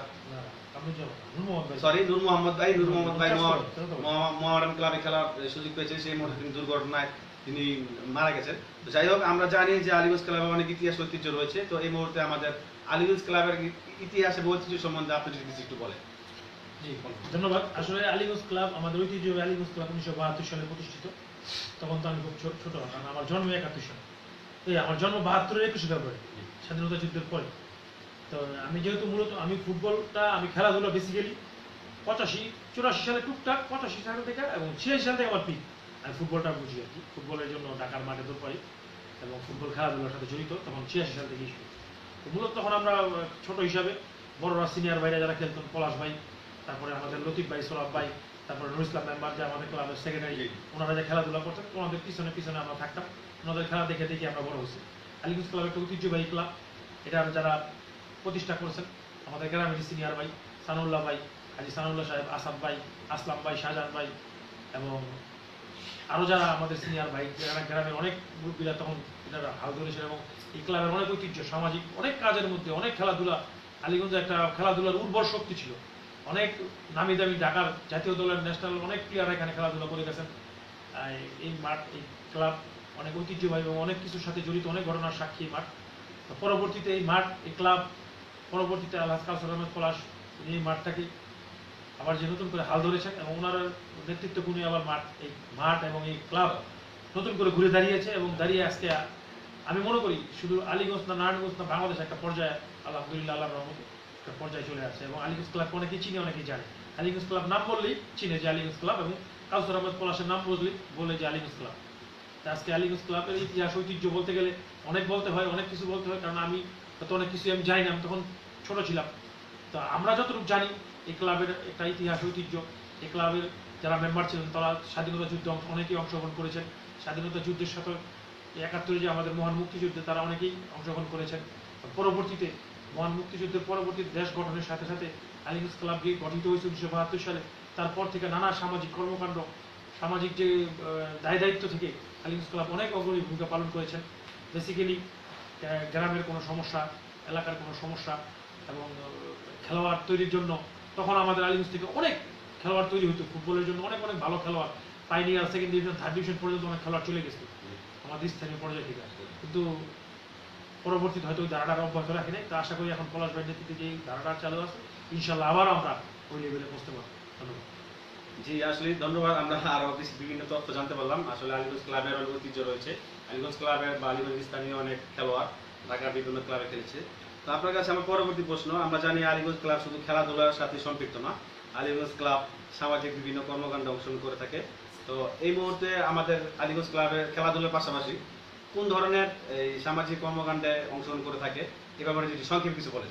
জি ধন্যবাদ। আসলে আমরা সামাজিক কর্মকাণ্ড অনেকেই করে থাকি, অনেকের সময় অনেক যেই যেই সময়ের সাথে সাথে তাল মিলিয়ে আমরা যে সময় যেটা দরকার। এখন যেহেতু করোনার মহামারী দুর্যোগ চলতেছে, এখন করোনার মহামারী দুর্যোগের সময় আমাদের সভাপতি আলহাজ কাউসার আহমেদ পলাশ ভাই নানা উদ্যোগ গ্রহণ করেছেন। আমাদের করোনার শুরুতেই আমরা হ্যান্ড স্যানিটাইজার, জীবাণুনাশক স্প্রে দিয়ে এবং গ্রামে সচেতনতামূলক প্রচারণা চালিয়ে অনেক উদ্ভূত সামাজিক কর্মকাণ্ড অংশগ্রহণ করেছি এবং জায়গায় জায়গায় হাত ধোয়ার যে ব্যবস্থা এগুলো চালু করেছি এবং মসজিদ, মাদ্রাসায়, স্কুলে বিভিন্ন জায়গায় তখন যেগুলো চালু ছিল আমরা যথেষ্ট জনগণকে সচেতন করার জন্য পলাশ ভাইয়ের নেতৃত্বে যথেষ্ট কিছু করার চেষ্টা করেছি এবং বিভিন্ন সময় বৃক্ষরোপণ কর্মসূচি আসলে বর্ষার দিনে, তারপরে বিভিন্ন সুন্নতে খাতনা আমাদের পলাশ ভাই আলিগঞ্জ ক্লাবের উদ্যোগে, ওনার পিতার একটা ছিল, ওই নামে আমরা অনেক কর্মকাণ্ডে অংশগ্রহণ করি। তারপরে 16 ডিসেম্বর মহান বিজয় দিবস, তারপরে স্বাধীনতা দিবস, বিভিন্ন প্রোগ্রাম আসলে আমরা গুণীজনদের সম্বর্ধনা, মুক্তিযোদ্ধাদের সম্বর্ধনা, এরকম অনেক কিছু আমাদের প্রোগ্রাম হাতে নিয়ে এবং ভালো ভালো কাজ আমরা সমাজসেবামূলক কাজে অংশগ্রহণ সবসময় করার সচেষ্ট থাকি এবং ভবিষ্যৎ থাকি। জি ধন্যবাদ। প্রিয় দর্শক, আমাদের আজকের অনুষ্ঠানে কিছু কমেন্ট রয়েছে। আমি আপনাদের আগে বলেছি আমাদের অনুষ্ঠানে আজকে আমরা দুজন উপস্থাপক রয়েছি। আমার সাথে আমার সহকারী উপস্থাপক রয়েছেন রাশেদ তমাল। এই মুহূর্তে তিনি কিছু কমেন্ট আপনাদের মাঝে তুলে ধরবে। কমেন্ট পর্বে শেষ হওয়ার পরে আমি আবার মাইক্রোফোনে কথা বলবো। যে এই মুহূর্তে আমি তমাল ভাইকে আজকের প্রোগ্রামে কিছু লোক দর্শক কমেন্ট করেছে শামীম ভাইয়ের উদ্দেশ্যে, আমরা সেই কমেন্টগুলো দেখে নিব। তমাল ভাই। ধন্যবাদ ভাইকে এবং আন্তরিকভাবে আরও একবার স্বাগত জানাচ্ছি অনুষ্ঠানে আসার জন্য থেকে। তো Asad Rabbi caring of football academy manager, উনি কমেন্ট করেছে প্রোগ্রাম অনেক ভালো হচ্ছে। জলি মোহন ভাই উদ্দেশ্যে আরেকজন কমেন্ট করেছে যে প্রোগ্রাম অনেক ভালো হচ্ছে। আমি তাকেও ধন্যবাদ জানিয়েছি অজানা তথ্যের জন্য। আর একজন লিখেছে যে চাকরি করতে পারবো। হ্যাঁ, আপনি অনুষ্ঠানে করতে পারবেন, যদি আপনি ফুটবল সংশ্লিষ্ট কোনো সংগঠন বা কোনো কিছুর সাথে সংযুক্ত থাকেন, সেক্ষেত্রে আমি আরও বেশ কিছু কমেন্ট নিয়ে নিচ্ছি এখান থেকে। শাহাদত হোসেন উনি লিখেছে ভালো লাগছে ভাই। তারপরে এস এন লিটন শাহ উনি লিখছে যে ভালো হচ্ছে প্রোগ্রামটি, ধন্যবাদ, আমাদের সাথে থাকবেন। রোকসানা আক্তার, এটা বোধহয় শামীম ভাই রিলেটিভ হবে, উনি লিখছে মাশাআল্লাহ মামা দোয়া রইল, আপনাকে ধন্যবাদ, আমাদের সাথেই থাকুন। একটা বিগ সারপ্রাইজ, মারুফুল হক, উনি হলো আবহাওয়ার কোচ এবং বাংলাদেশের একজন নামকরা কোচ, উনি লিজেন্ড, উনি আমার কাছে অনেক লিজেন্ড। তো উনি আমাদের এই প্রোগ্রাম দেখছে, এই অনুষ্ঠানের মাধ্যমে ধরনী স্পোর্টসের মাধ্যমে আমি আপনাদেরকে স্বাগত জানাচ্ছি। তো আমাদের সাথেই থাকুন, আশা করি আরও বেশ কিছু অজানা তথ্য আমরা জানতে পারবো শামীম ভাইয়ের মাধ্যমে। তো এই ছিল আমার কাছে এখনকার মতো কমেন্ট। আপনারা লাইক, কমেন্ট এবং শেয়ার করেন। এই অনুষ্ঠানটি মূলত আপনাদের জন্যই তৈরি করা, আপনারা বেশি বেশি লাইক, কমেন্ট এবং শেয়ারের মাধ্যমে আমাদের অনুষ্ঠানটি সবার মাঝে ছড়িয়ে দিই। আগামী অনুষ্ঠানে আমরা হয়তো অন্য কোনো বিভিন্ন আলোচনা করবো। তো এখন সরাসরি চলে যাচ্ছি, আরও বেশ কিছু কোশ্চেন তৈরি আছে এবং আমরা বেশ কিছু কোশ্চেন নিয়েছি আমাদের ভিউয়ারদের কাছ থেকে। তো সেই কোশ্চেন এবং কোশ্চেন উত্তর নিয়ে পরবর্তীতে আমি এখন মামুন ভাইয়ের কাছে আমি মাইক্রোফোন দিচ্ছি। জি, তো ধন্যবাদ তোমার ভাই। তো আমরা বিভিন্ন তথ্য জানতে পারলাম, অনেকে কমেন্ট করেছেন, যারা কমেন্ট করেছেন তাদেরকে ধন্যবাদ। আমরা আশা করব আমাদের অনুষ্ঠানের একদম শেষ পর্যায়ে পর্যন্ত আপনারা আমাদের সাথে যুক্ত থাকবেন, আরও অজানা তথ্য আমরা জানবো, আমরা দেশের ফুটবলের সমসাময়িক বিষয় নিয়ে জানতে পারবো। তো আমরা আমাদের উপস্থাপক রাশেদ তোমাল ভাইয়ের মাধ্যমে জানতে পারলাম আমাদের অনুষ্ঠানটি এই আমার স্বপ্নের কোচ, বাংলাদেশের লিজেন্ড কোচ মারুফুল হক তিনি দেখছেন। তিনি আসলে খুব প্রিয়প্রেমী একজন মানুষ। তো আমরা এই অনুষ্ঠানটা করছি, হয়তো আমরা যদি কোনো ভুল ত্রুটি করে থাকি আমাদের অফলাইনে অবশ্যই আমাদের পরামর্শ দিবেন। তো যাই হোক, এখন আমি শামীম ভাইয়ের কাছে পরবর্তী প্রশ্ন রাখবো। আমরা জানি ঐতিহ্যবাহী আলীগঞ্জ ক্লাবের উদ্যোগে প্রতি বছর বাংলাদেশের টপ লেভেলের টুর্নামেন্টের মধ্যে বেশ টপ লেভেল যত টুর্নামেন্ট আছে এর মধ্যে ওই ধরনের কিছু টুর্নামেন্ট তারা আয়োজন করে থাকে। এর মধ্যে প্রতিবাদ ফুটবল টুর্নামেন্ট করেছে, নূর মোহাম্মদ স্মৃতি ফুটবল টুর্নামেন্ট করেছে, কামরুজ্জামান স্মৃতি DC gold cup football tournament করেছে। এইভাবে বিভিন্ন ফুটবল টুর্নামেন্ট বা cricket tournament, Sheikh Russel cricket tournament তারা কন্টিনিউ করে, বিভিন্ন টুর্নামেন্ট করে। তো আমি শামীম ভাইকে জানতে চাবো যে আপনারা যখন টুর্নামেন্ট করেন, তো আমরা বিভিন্ন সময় দেখতে পাই যে আপনাদের টুর্নামেন্টে একটা ভাইরাস থাকে যে বিদেশি খেলোয়াড় 3 জন 4 জন এক দলে বিদেশি খেলোয়াড় থাকে। তো আমি আপনার কাছে জানতে চাইবো যে এই বিদেশি খেলোয়াড়গুলো কি বাদ দেওয়া যায় কিনা। বিদেশি খেলোয়াড় যদি বাদ দেওয়া যায়, সেই বিদেশি খেলোয়াড়ের জায়গায় যদি আমাদের বাংলাদেশে বা আমাদের নারায়ণগঞ্জের স্থানীয় কিছু খেলোয়াড় সুযোগ পায়, তাহলে আমাদের দেশের ফুটবলের উন্নয়ন হবে। এই ব্যাপারে আপনি পরবর্তী টুর্নামেন্টগুলোতে আপনি কোন ধরনের আমার ব্যাপারটা নিয়ে ভাবেন কিনা, আপনার কাছে প্রশ্ন। ধন্যবাদ, খুবই মূল্যবান এবং ফুটবলের উন্নয়নের জন্য এবং খুবই রিলেটেড একটা প্রশ্ন। আসলে এই ব্যাপারটা হয়েছে, যেহেতু আমাদের এটা একটা লোকাল টুর্নামেন্টের কিছু আকর্ষণের একটা ব্যাপার স্যাপার থাকে। তো আমরা বিগত সময়ে আগে আমাদের প্রথম টুর্নামেন্টগুলো খেয়াল করলে দেখবেন, আমরা আগে ছিল বিদেশি খেলোয়াড়, প্রথম দিক দিয়ে ছিল একবারে ওপেন ছিল, তারপর আমরা 3 জন নিয়ে আসছি, গতবার লাস্ট আমরা 2 জনে নিয়ে আসছিলাম। এইবার যেহেতু এখন তো আমাদের একটা ফুটবলের পিক টাইম ছিল, করোনার জন্য, মহামারী করোনার জন্য এখন মাঠে একবারে ফুটবল নাই, থাকলে হয়তো এখন আমাদের একটা টুর্নামেন্ট শেষ করে আরেকটা টুর্নামেন্টে আমরা থাকতাম। তো এবার আপনার যে পরামর্শটা সেটা আমরা বিশেষভাবে বিবেচনায় রাখবো। আর বিশেষভাবে বিবেচনায় রাখবো এ কারণেই, আমিও আপনার মতো আপনার সাথে আমি একমত, সেটা আমি চাই যে যে 2টা বিদেশি প্লেয়ার যদি খেলে, এই জায়গায় যদি 2টা স্থানীয় প্লেয়ার আরও বেশি খেলতে পারে, তখন স্বাভাবিকভাবেই এই স্থানীয় খেলোয়াড়দের মধ্যে একটা উদ্দীপনা একটা তৈরি হবে, তা দেশের ফুটবল আর এতে কিছুটা হলে উপকৃত হবে। তো যেহেতু এটা আমি সাধারণত এটা বললাম, একটা লোকাল টুর্নামেন্ট, কিছু আকর্ষণের দর্শকদের মধ্যে আকর্ষণের একটা ব্যাপার থাকে, যে বিদেশি প্লেয়ার কয় দলে কয়টা এসে দর্শক জিজ্ঞাসা করে মাঠে ঢুকে, বিদেশি প্লেয়ার আসলেই, ফরেনার আসলেই দর্শকদের মধ্যে একটা কেমন যেন উত্তেজনা থাকে। তো যাই হোক, তা আপনি এই পরামর্শটা খুবই আমাদের জন্য একটা যৌক্তিক, এবং আমি এই পরামর্শটা নিয়ে রাখলাম। ঊর্ধ্বতন কর্তৃপক্ষ, আমার যে সভাপতি আছেন, আমার যারা উপরে আছেন তাদের অথরিটি, তাদেরকে আমি জানাবো আগামীতে 2 জন জায়গায় 1 জন, না পারলেও 1 জন, আর একেবারে যদি না পাই আমি অন্তত এটা উঠে দেওয়ার জন্য চেষ্টা করি। ধন্যবাদ। জি, ধন্যবাদ। তো আপনার এই সম্পৃক্ত আরেকটি প্রশ্ন রয়েছে। তো আমরা জানি যে প্রতি বছর যে খুব বড় মানের কিছু ফুটবল টুর্নামেন্ট করে থাকে। তো এই পর্যায়ে আপনার কাছে প্রশ্ন থাকবে যে যেহেতু আপনাদের এই আলীগঞ্জ নারায়ণগঞ্জ জেলার মধ্যে পড়েছে, তো নারায়ণগঞ্জে অনেক ফুটবল একাডেমি রয়েছে, আপনি জানেন, আর নারায়ণগঞ্জ হচ্ছে ফুটবলের শহর। তো আমি আপনার কাছে জানতে চাইবো যে পরবর্তী মানে এজ লেভেলের বা বয়স ভিত্তিক কোনো টুর্নামেন্টের আপনি আয়োজন করবেন কিনা, যেমন অনূর্ধ্ব 16 বা অনূর্ধ্ব 15 বা অনূর্ধ্ব 17 এই ধরনের যদি টুর্নামেন্ট করেন, তাহলে নারায়ণগঞ্জ বা আপনার নারায়ণগঞ্জের ঠিক বুড়িগঙ্গার পাশে আমাদের ক্যানিগঞ্জ রয়েছে। আমরাও বিভিন্ন সময় ক্যানিগঞ্জ ফুটবল একাডেমির মাধ্যমে এখানে টুর্নামেন্ট অংশগ্রহণ করি। আমাদের একাডেমি বা ক্যানিগঞ্জ বা ঢাকার বিভিন্ন একাডেমির এজ লেভেলে যদি টুর্নামেন্ট করেন, তাহলে আমাদের খেলোয়াড়দের জন্য উপকার হতো আর কি। তো এই ধরনের কোনো পরিকল্পনা আপনার আপনার হাতে নেবেন কিনা পরবর্তীতে? ধন্যবাদ। আসলে এজ লেভেলের যে টুর্নামেন্টটা, এটা আপনি নিজেও জানেন, বিগত এই বছরের প্রথম দিয়েই অথবা গত বছরের শেষ দিয়ে আমরা একটা কিন্তু tournament already Idris Ali foundation, Idris Ali আমাদের বাবার নামে একটা টুর্নামেন্ট অলরেডি আমরা করেছি। অনূর্ধ্ব 12 একটা টুর্নামেন্ট অলরেডি আমরা মাঠে শুরু করে দিয়েছিলাম। তো টুর্নামেন্টটা সফলভাবে শেষ হয়েছে এবং আপনাকে কথা দিচ্ছি, পরিস্থিতি স্বাভাবিক হলে ইনশাল্লাহ আগামীতে এটা আরও কন্টিনিউয়াসভাবে ইনশাল্লাহ আমরা অবশ্যই, কারণ খেলাধুলা তৈরি করতে হলে, খেলোয়াড় তৈরি করতে হলে এই এজ লেভেলের বিকল্প নেই। খেলোয়াড় তৈরি উঠে আসে মূলত এজ লেভেল থেকে। তো এটা আমরা জোরালোভাবে এটার দিকে আমরা দৃষ্টি দেব ইনশাল্লাহ। জি, ধন্যবাদ। প্রিয় দর্শক, আপনারা দেখছেন তরুণী স্পোর্টসের আয়োজনে কিংবদন্তি লাইভ আড্ডা। তো আমাদের আজকের এই আড্ডায় আমাদের সাথে বিশেষ অতিথি হিসেবে উপস্থিত আছেন আলীগঞ্জ ক্লাবের সম্মানিত সমাজ কল্যাণ বিষয় সম্পাদক এবং ফুটবল আহ্বায়ক রফিকুল ইসলাম শামীম।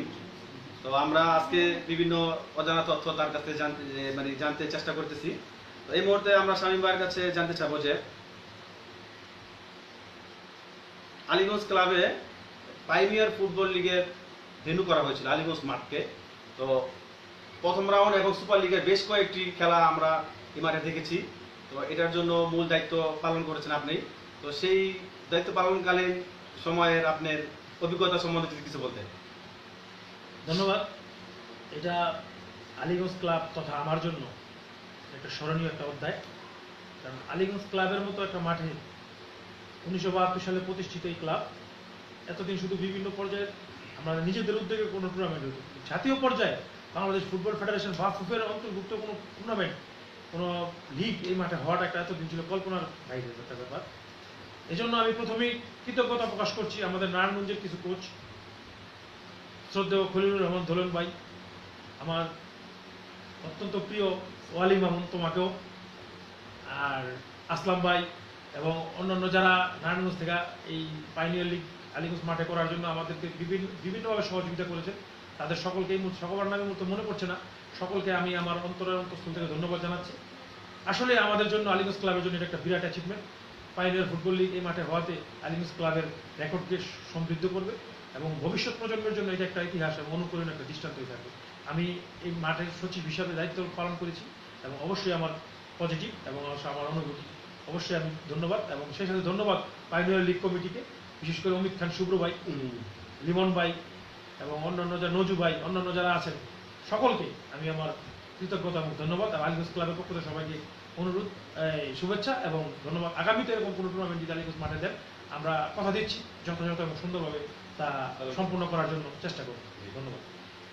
জি, ধন্যবাদ আপনাকে। এবারে আপনাদের জন্য আপনাদের জন্য একটি প্রশ্ন রয়েছে যে আলীগঞ্জ ক্লাবের নামে ভবিষ্যতে ঢাকা পাইনিয়ার বা প্রথম বিভাগ, দ্বিতীয় বিভাগ, তৃতীয় বিভাগ বা ডিভিশনাল লেভেলে বা আপার লেভেলে কোনো টিম আমরা ঢাকার মাঠে দেখতে পাবো কিনা? এটা মূলত ঢাকার মাঠে আলীগঞ্জ ক্লাবের মতো একটা দল, ক্লাব আমাদের একটা ঐতিহ্যবাহী ক্লাব, আসলে আরও আগে একটা দল ঢাকাতে থাকা উচিত ছিল। যদিও আমরা নারায়ণগঞ্জের আমরা সর্বোচ্চ লেভেলে আমাদের ক্রিকেট টিম আছে, নারায়ণগঞ্জ প্রিমিয়ার ডিভিশন আমাদের ক্রিকেট টিম সর্বোচ্চ লেভেলে আছে, কিন্তু ফুটবল টিমটা নিয়ে আমরা ওইভাবে বিক্ষিপ্তভাবে তখন অনেক সময় দিতে হয়, আমরা ওইভাবে তখন কাজ করিনি। এই বছর থেকে আমরা মোটামুটি একটা চিন্তা ভাবনা করেছিলাম যে এই বছর পাইনিয়ার লিগ হলে আমরা পাইনিয়ার থেকে আমরা একদম তৃণমূল থেকে শুরু করবো। এবং অবশ্যই আপনাকে কথা দিচ্ছি এই অনুষ্ঠানের মাধ্যমে, আল্লাহ যদি বাঁচায় রাখে সকলকে, তাহলে দেখবেন আগামীতে যদি ঢাকাতে পাইনিয়ার লিগ হয়, আলীগঞ্জ ক্লাব সেখানে রাজস্বিকভাবে অংশগ্রহণ করবে ইনশাল্লাহ। আপনাকে এই কথা দিচ্ছি ইনশাল্লাহ। জি, ধন্যবাদ। আমরা প্রত্যাশা করি আলীগঞ্জ ক্লাব ঢাকা পাইনিয়ার লিগের মাধ্যমে তাদের যাত্রা শুরু করুক। তো এবারে আপনার কাছে পরবর্তী প্রশ্ন, আপনার কাছে পরবর্তী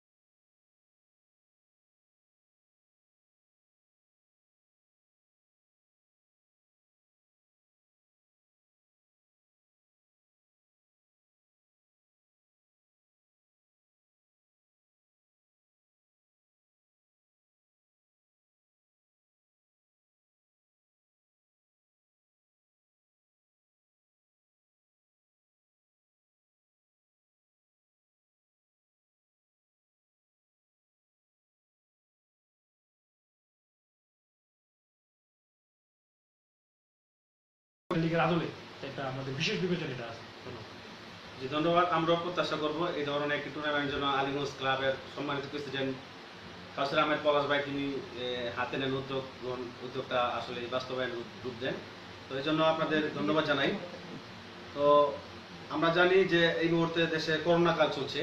তো করোনাকালীন সময়ে আমরা জানি যে আমাদের আলীগঞ্জ ক্লাবের সভাপতি কাউসার আহমেদ পলাশ ভাই বিভিন্নভাবে গরিব অসহায় মানুষকে বিভিন্ন ত্রাণ সামগ্রী বিতরণ করছেন আলীগঞ্জ ক্লাবের পক্ষ থেকে বা তার নিজস্ব ব্যক্তিগত তহবিল থেকে।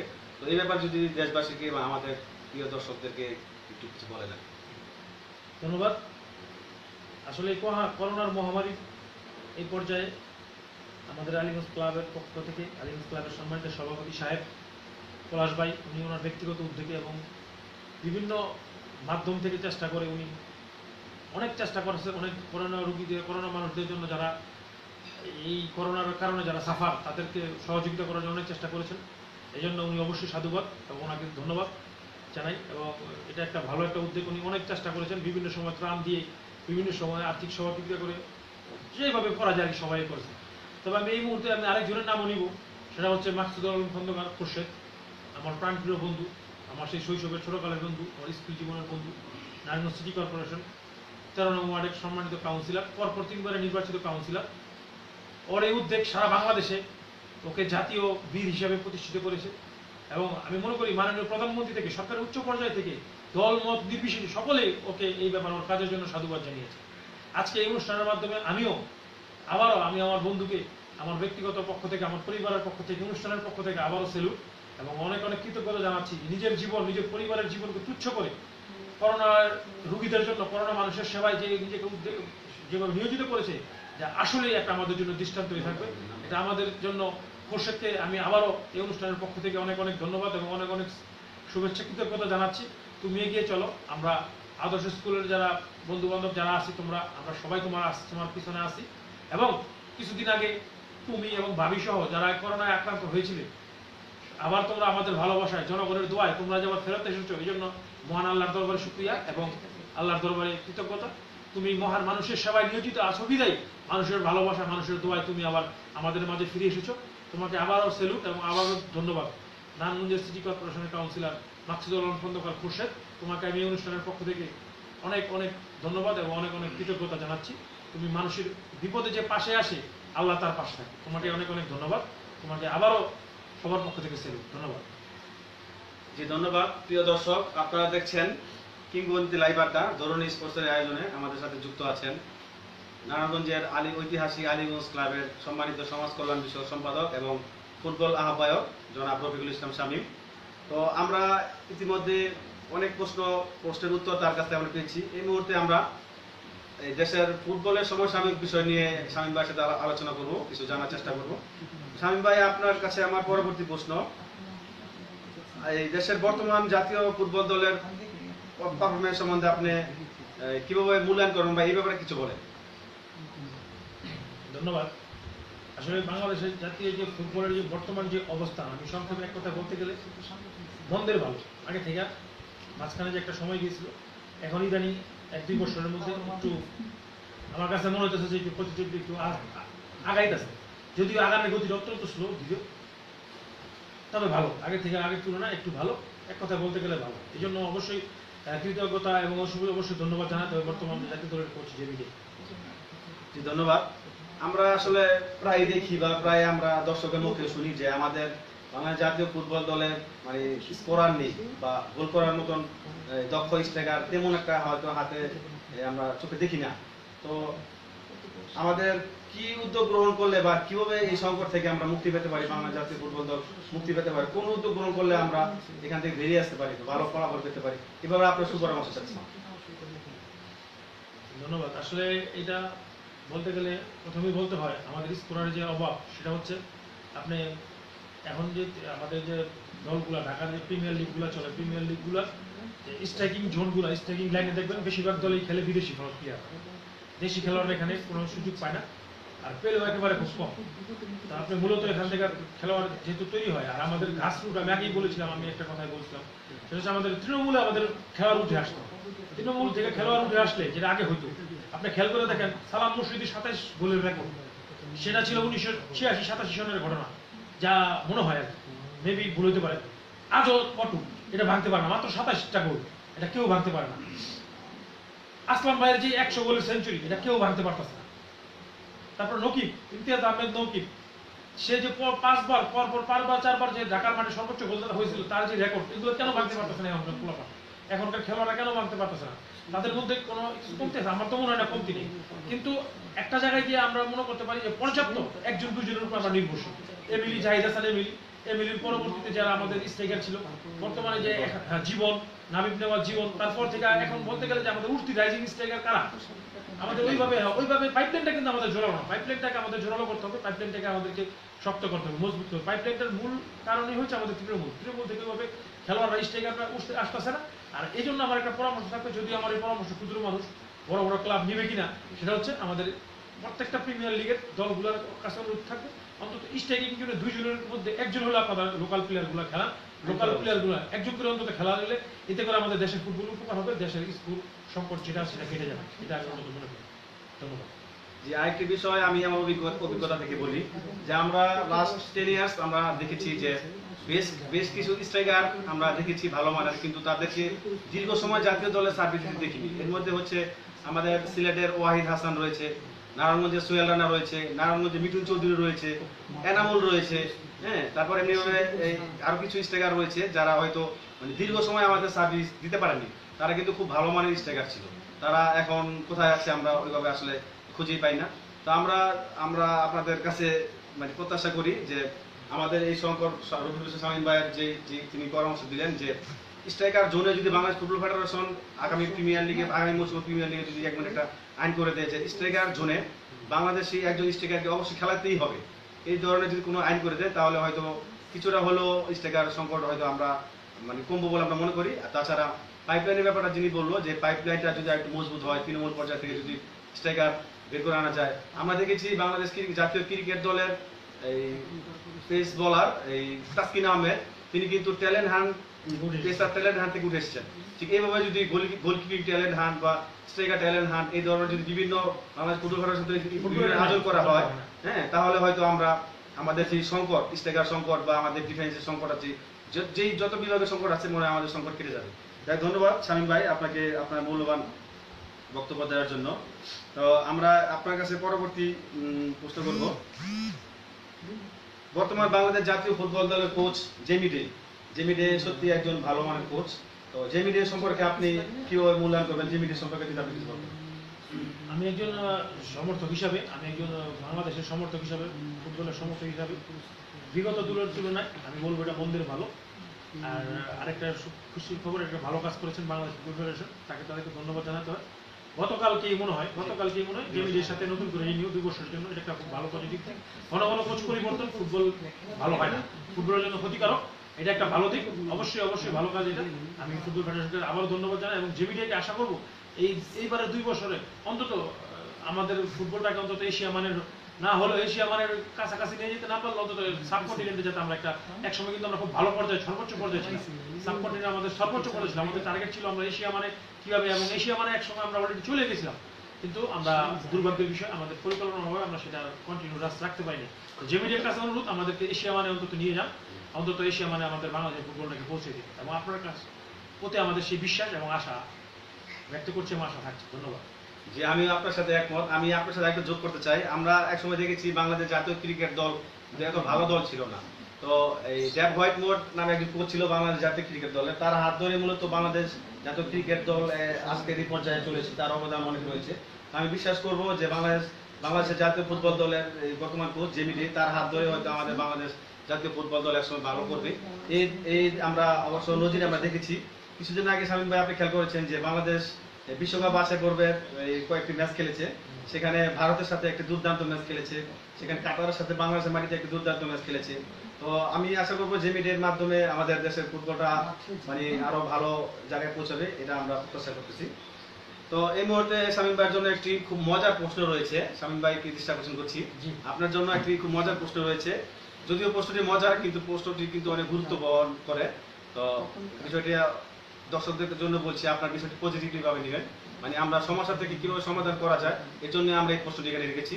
আর মূলত এই প্রশ্নটি আমি শামীম ভাইয়ের জন্য এখন করছি যে মনে করুন আপনাকে 5 বছরের জন্য বাংলাদেশ ফুটবল ফেডারেশনের সভাপতি করা হলো, তখন আপনি কোন কোন উদ্যোগগুলো প্রথমেই গ্রহণ করবেন যেটার জন্য ফুটবল খুব দ্রুত এগিয়ে যায়? প্রশ্নটা আবার করছি, মনে করুন আপনাকে 5 বছরের জন্য বাংলাদেশ ফুটবল ফেডারেশনের সভাপতি করা হলো, তখন আপনি সভাপতির চেয়ারে বসে কোন কোন উদ্যোগ গ্রহণ করবেন যেটা করলে ফুটবলের দ্রুত উন্নয়ন হবে? এই ব্যাপারে যদি একটু বলতেন। আসলে একটা আমার জন্য একটা কঠিন বিষয়, আর দ্বিতীয় কথা হচ্ছে একটা স্বপ্নের ব্যাপার, যদিও কখনো সম্ভব না, তারপর আশা করতে দুষ্ট। আসলে যদি এটা কল্পনা প্রসূত প্রশ্ন, তারপর আমি কল্পনা প্রসূত উত্তর দিই, কারণ আমার দেশকে নিয়ে আমার চিন্তা ভাবনা অবশ্যই পজিটিভ থাকবে। আমি প্রথমেই চাইবো, আমি যদি একদিনকার হইলো কিছুদিনের যদি ফুটবল ফেডারেশনের সভাপতি হই, তাহলে আমার টার্গেট থাকবে 64টা জেলার মধ্যে ফুটবলকে ছড়িয়ে দেওয়া, সারা দেশে ফুটবলকে ছড়িয়ে দেওয়া, ঢাকাতে বসে ফুটবলের পরিকল্পনা না করে প্রত্যেকটা তৃণমূলে চলে যাওয়া এবং প্রত্যেকটা জেলায় জেলায় যাতে ফুটবল জনপ্রিয়তা হয়। আগে 86, 87, 88, 90-তে আমরা যা দেখেছি সেই লেভেলটা, সেই উত্তেজনাটা এই গ্রাম পর্যায়ে, মাঠ পর্যায়ে, উপজেলা, জেলা পর্যায়ে যাতে তৈরি হয়ে যায়, এইভাবে এই লক্ষ্যে কাজ করা এবং ঘন ঘন কোচ পরিবর্তন না করে আমাদের এই জাতীয় দলটাকে একটা ট্রেন আপের মাধ্যমে একটা লম্বা সময় ধরে একজনের অধীনে প্র্যাকটিস করানো, এবং এটার যে ব্যাকআপ টিম হিসাবে যুব দলগুলো রেডি করা, অনূর্ধ্ব 19, অনূর্ধ্ব 21, 19-23, আগে এইসব দল অনেক ছিল, এসব দলগুলো ছিল, এখান থেকে কোনো প্লেয়ার আপনারা ব্যাকআপ দিতে পারতেছেন আমরা। তো আমার টার্গেটই থাকবে তৃণমূলে খেলোয়াড় ছড়িয়ে দেওয়া, 64টা জেলায় লিগ হতেই হবে, মাস্ট বি। ঢাকাতে আমি বসে থাকবো না, ঢাকাতে বসে থেকে আমি ফুটবলের পরিকল্পনা করবো না, আমি প্রতিটা জেলায় চলে যাব এবং এই প্রত্যেকটা অবশ্যই ব্যাকআপ দল হিসাবে যুব দল প্রত্যেকটা তৈরি থাকতে হবে। ধন্যবাদ, এটাই আমার প্রথম কাজ থাকে। জি শামীম ভাই ধন্যবাদ, আপনি খুবই মূল্যবান কথা বলেছেন। আসলে তৃণমূলে যারা কাজ করে তাদেরকে আসলে ওইভাবে মূল্যায়ন করা হয় না, আমি জানি। তো আসলে তৃণমূলের ফুটবলার কারিগররাই এই দেশের ফুটবলকে বাঁচিয়ে রেখেছে। একবার মনে মনে চিন্তা করুন যে যদি তৃণমূলের ফুটবলার গড়ার কারিগররা যদি কোনোভাবে ফুটবল জগৎ থেকে সরে যায়, তাহলে কিভাবে ফুটবলার বেরিয়ে আসবে? বাংলাদেশ ফুটবল ফেডারেশন কোন 11 জন খেলোয়াড় দিয়ে কই থেকে 11 জন খেলোয়াড় পাবে? যে জাতীয় দল বা ক্লাব লেভেলও কই থেকে খেলোয়াড় তারা পাবে? তো এই জন্য হলো যে বাংলাদেশের তৃণমূল পর্যায়ে যে কোচগুলো রয়েছে বা একাডেমিগুলো রয়েছে তাদের দিকে সুদৃষ্টি দেওয়া উচিত। আসলে তারা অনেক কষ্ট করে খেলোয়াড় তৈরি করে, হ্যাঁ, সবাই শুধু খেলোয়াড়দের নিয়ে ভাবে, কিন্তু তৃণমূল কোচদের নিয়ে কেউ ভাবে না বা তৃণমূল একাডেমিগুলো নিয়ে কেউ ভাবে না। তো আমি আশা করবো এই অনুষ্ঠানের মাধ্যমে আমাদের অনুষ্ঠান যদি কেউ দেখে থাকেন, বাংলাদেশ ফুটবল ফেডারেশনের কোনো কর্মকর্তা বা দেখে থাকেন, এই বিষয়টা আপনারা অবশ্যই বিবেচনায় নেবেন। ধন্যবাদ। তো এই মুহূর্তে আপনার কাছে আরেকটি আমার প্রশ্ন রয়েছে যে আমরা জানি যে বাংলাদেশ ফুটবল ফেডারেশনে বেশ কয়েকজন কোচ, বেতনমুক্ত কোচ রয়েছে। তারা আমরা এর আগেও বিভিন্ন পত্রপত্রিকা আমরা নিউজ দেখেছি যে তারা আসলে তাদের কাজ নেই, তারা অনেকেই মানে এটা লেখালেখি হয়েছে যে বসে বসে বেতন নেয়, তাদের কোনো কাজ নেই, ফেডারেশন তাদের কোনো কাজ দিতে পারে না। তো সেই ক্ষেত্রে ঢাকার আশেপাশে বা বাংলাদেশের যত তৃণমূলের ফুটবল একাডেমি রয়েছে সেখান থেকে ভালো মানের কিছু ফুটবল একাডেমি বাছাই করে সেই সব কোচদের কি সেই একাডেমিকে এই সপ্তাহে 1 সপ্তাহের জন্য বা 15 দিনের জন্য বা 1 মাসের জন্য মানে কোনো কাজে লাগানো যায় কিনা? তারা যদি গিয়ে সব কোচদের টিপস দিত বা বিভিন্ন পরামর্শ দিত, তাহলে একাডেমি এইগুলো খেলাগুলো খুব উপকৃত হবে। এই ব্যাপারে আপনি কি বলবেন? ধন্যবাদ। কিছুদিন আগে আপনারা জানলেন যে মহামারান তথা দেশের নিজের ফুটবলার নুরুল হক মানিক ভাই ইন্তেকাল করেছেন। উনি ছিলেন বাফুফের বেতনভুক্ত একজন কোচ, উনি বাফুফের বেতনভুক্ত একজন কোচ ছিলেন। তা আমি আপনার এই অনুষ্ঠানের মাধ্যমে আমাদের এই মানিক ভাইয়ের রুহের আত্মার মাগফিরাত কামনা করছি, এবং সেই সাথে এরও কিছুদিন আগে আমাদের মহামারানের নিজের নারায়ণগঞ্জের গর্ব সালাউদ্দিন ভাইও মারা গেছেন, তারও আত্মার মাগফিরাত কামনা করছি একজন মহামারান হিসাবে। তো যাই হোক, আপনি যে প্রশ্নটা করলেন আসলেই চমৎকার প্রশ্ন।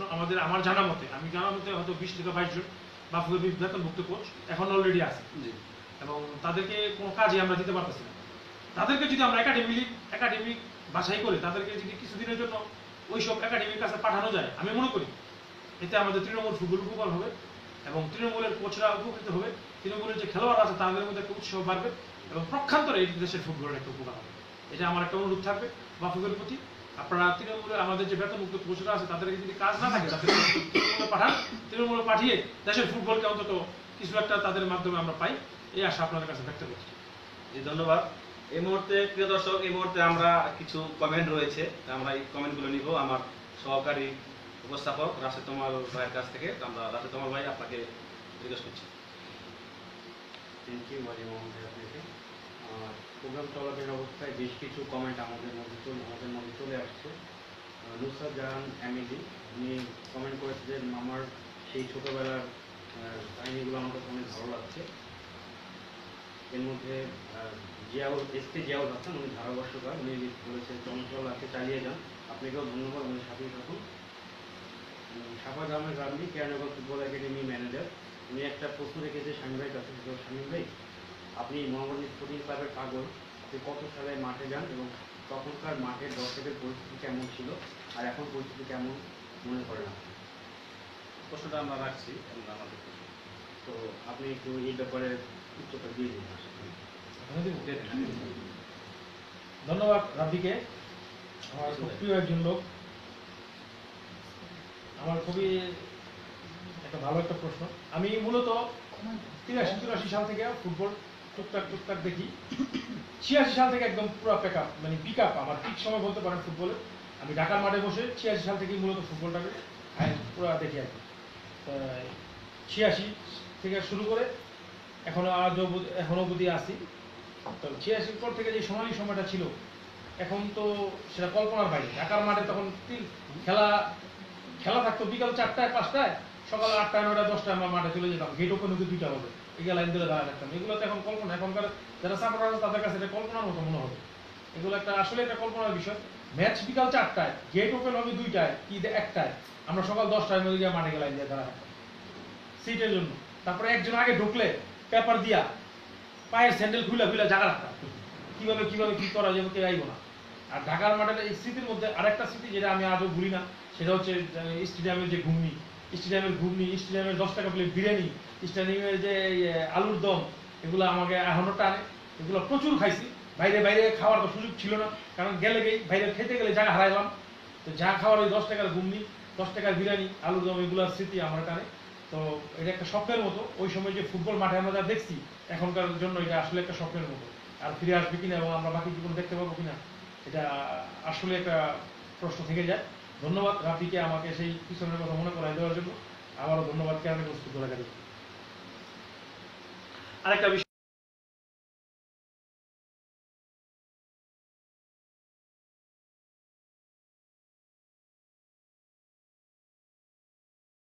ধন্যবাদ। জি ধন্যবাদ শামীম ভাই। আপনার কাছে আমার পরবর্তী প্রশ্ন, আমাদের আসলে আজকের প্রোগ্রামটি অনেক লং টাইম হয়ে গেছে, তো আমরা আপনার কাছে প্রশ্ন রাখবো, সংক্ষিপ্ত আপনি উত্তর দিবেন। তো আমরা জানি আলীগঞ্জ মাঠে এই চট্টগ্রাম আবাহনী ফুটবল দল এবং ঢাকা মহাবাড়ী স্পোর্টিং ক্লাব লিমিটেড তারা এখানে অনুশীলন করেছে বা করোনার আগে তারা করেছে। সেই চিন্তাধারা থেকে আপনি এই মাঠে একটি অত্যন্ত চমৎকার খুব একটি বিগ ম্যাচের আয়োজন করেছেন। আবাহনী আর মোহামেডানের একটা ম্যাচের আয়োজন করেছেন। সেই ম্যাচে প্রচুর দর্শক হয়েছে, সেই ম্যাচে আমিও মাঠে ছিলাম দর্শক হিসাবে। তো সেই ম্যাচের অভিজ্ঞতা যদি আমাদেরকে কিছু বলেন সংক্ষিপ্ত আকারে। ধন্যবাদ।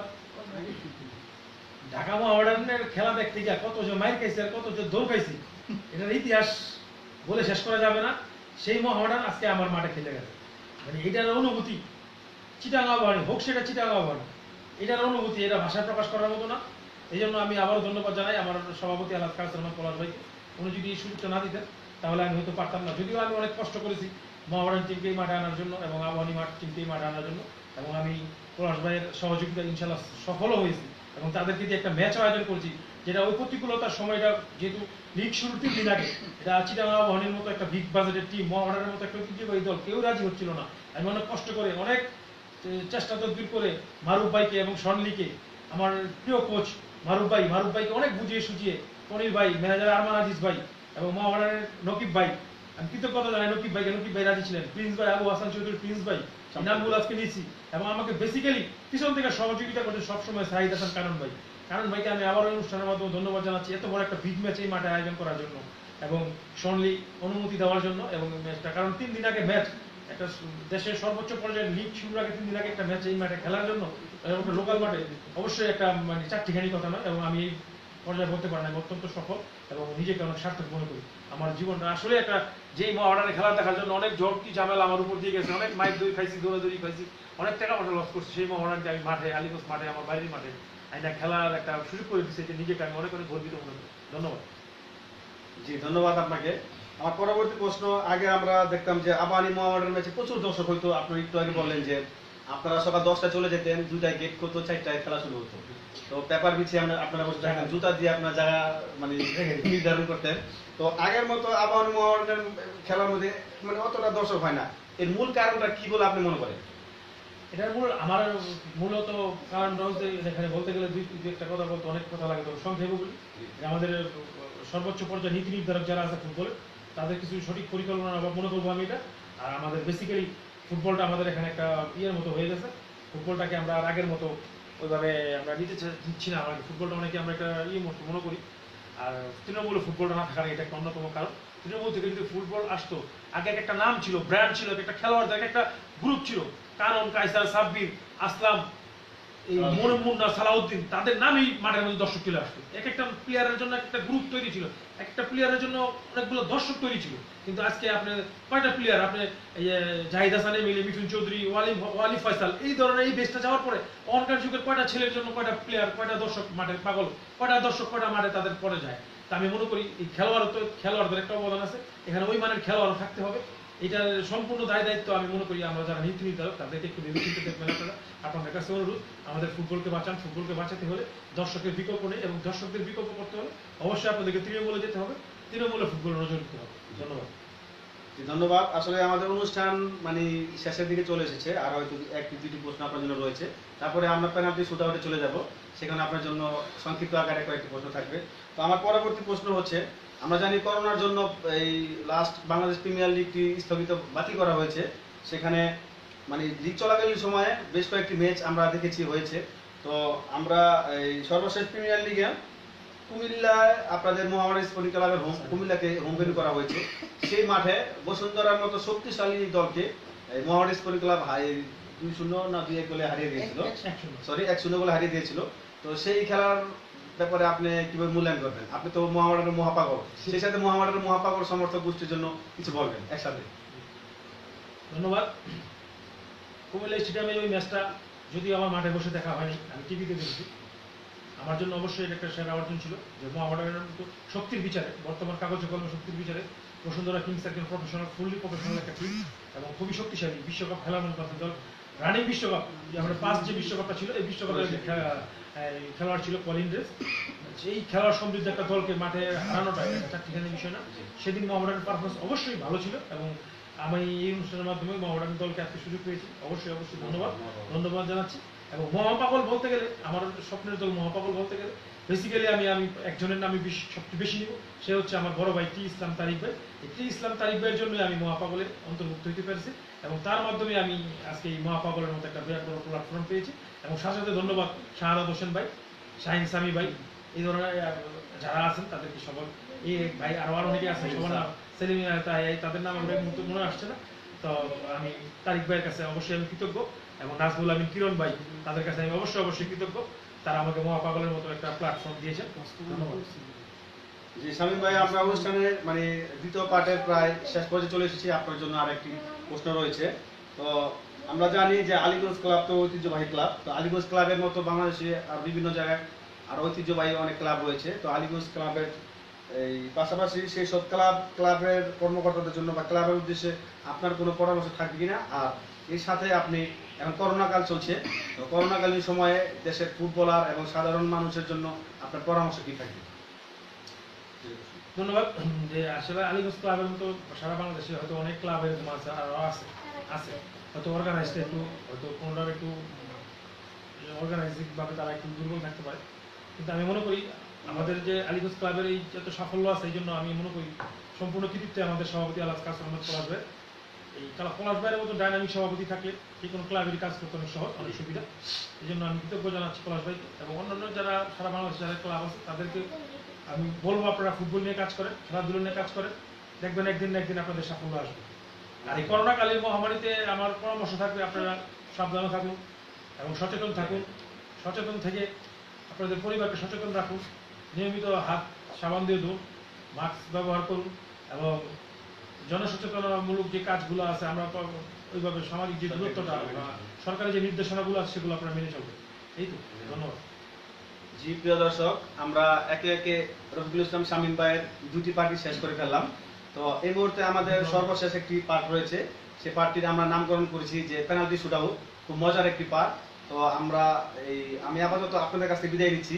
আমাদের এই পার্টি পেনাল্টি শুট আউটের পার্টি পরিচালনা করবেন আমার সহকারী উপস্থাপক রাশেদ তোমাল ভাই। দর্শক, আমি আপনাদের কাছে ক্ষমা চেয়ে নিচ্ছি। আসলে আমাদের এই অনলাইনের বাইরেও অফলাইনেও আমাদের সাথে সহযোগিতা করছেন আমাদের এই ধরনী স্পোর্টসের প্রতিষ্ঠাতা জনাব তোয়াসিন হাসান, তিনি ক্যামেরা রয়েছেন এবং টেকনিক্যাল কাজে সহযোগিতা করছেন আমাদের সাফাদ আহমেদ রাব্বি। হ্যাঁ, তো তাদেরকে আমি ধন্যবাদ জানাই অনুষ্ঠানের মাধ্যমে। তারা অবশ্য ক্যামেরার আড়ালে রয়েছে, ক্যামেরার আড়াল থেকে তারা আমাদেরকে সহযোগিতা করছে। যাই হোক, তো আমাদের এই পেনাল্টি শুট আউটের পর্বটা এখন রাশেদ তোমাল ভাই তিনি পরিচালনা করবেন। সকলকে ধন্যবাদ, ভালো থাকবেন, আল্লাহ হাফেজ। ধন্যবাদ মামুন ভাইকে। আনুষ্ঠানিকভাবে আরও একবার স্বাগত জানাচ্ছি শামীম ভাইকে এই তৃতীয় পর্বে অংশগ্রহণ করার জন্য। তো আমি কিন্তু প্রশ্ন নিয়ে চলি, আপনি তৈরি তো? জি, ইনশাআল্লাহ। তো আমি একটি নিয়মটা বলে দিচ্ছি, সেটা হলো যে আপনি ছোট করে উত্তর দিবেন এবং কেন এটা ব্যাখ্যাটা আমাকে বলবেন এবং দর্শকদেরকে বলবেন। আর আপনারা ইতিমধ্যে লাইক, কমেন্ট এবং শেয়ার করুন আমাদেরকে। তো আমরা তাহলে প্রশ্ন দিতে পারি। তো আপনার প্রিয় খাবার? প্রিয় খাবার এক কথা বলতে গেলে ভাত এবং গরুর গোশত। গরুর গোশত এবং ভাত আমি বেসিক্যালি আমি অন্য যে খাবার আছে এই খাবারের তুলনায় আমি সাদা ভাত এবং গরুর গোশত আমার একটা প্রথম থেকেই আমার খুবই প্রিয় একটা বিষয়, প্রিয় একটা জিনিস। এবং এটা আমি সবসময় মায়ের হাতের গরুর গোশত রান্না আমি আজও বলতে পারি না। এবং সেই থেকে গরুর গোশতের প্রতি যে একটা দুর্বলতা এবং সেটা এখনো রয়ে গেছে। গরুর গোশত এবং ভাত, এটাই আমার প্রিয় খাবার। ধন্যবাদ। আপনার প্রিয় রং? প্রিয় রং অবশ্যই সাদা, অবশ্যই সাদা। হ্যাঁ, এটা দেখতে পাচ্ছি আপনি সাদা একটা শার্ট পরে আছেন, তাই? এটার একটা ব্যাখ্যা আছে, সেটা আমি জানতে চাচ্ছিলাম ব্যাখ্যা। ব্যাখ্যাটা হচ্ছে আমার স্বপ্নের দল মোহামেডান, ঐতিহ্যবাহী মোহামেডানের যে চিরায়িত সাদা কালো, সাদা কালো থেকেই আমার সাদা আমার অনেক প্রিয় একটা রং। সাদা আমার অবশ্যই প্রিয় মোহামেডান। সাদা এবং সাদা সাদা সাদা আমি যদি এরপরে বলি তাহলে অবশ্যই আমি সবুজ, সবুজ কালারটা আমার প্রিয়। তো আপনার প্রিয় খেলোয়াড় কে বেশি এবং কেন আপনার কাছে? বর্তমানে নাকি এটা আপনার টোটাল লাইফ? টোটাল লাইফ একজন। আমার যদি বর্তমান এবং অতীত মিলে যদি আমার প্রিয় খেলোয়াড় বলতে হয় তাহলে আমি বলবো একজনের কথাই বলবো। সেটা হচ্ছে অবশ্যই অবশ্যই অবশ্যই সাইদ হাসান কানু, মোহামেডানের নিজের গোলরক্ষক। উনি আমার অত্যন্ত অত্যন্ত একজন প্রিয় খেলোয়াড়। উনি শুধু আমার প্রিয় খেলোয়াড় না, আমার একজন অনেক বড় প্রিয় একজন বড় ভাই। উনি আমার একজন অভিভাবক। এবং কি কেন কিভাবে এটারে আমি কোনো এইভাবে ব্যাখ্যা হয়তো আপনার দিতে পারবো না। আমার মন থেকেই, যে থেকে আমি খেলা বুঝি, যে থেকে আমি তার খেলা দেখি, তারপর থেকে আমার একটা রক্তের সম্পর্কের বাইরেও তার সাথে আমার একটা আত্মার একটা সম্পর্ক।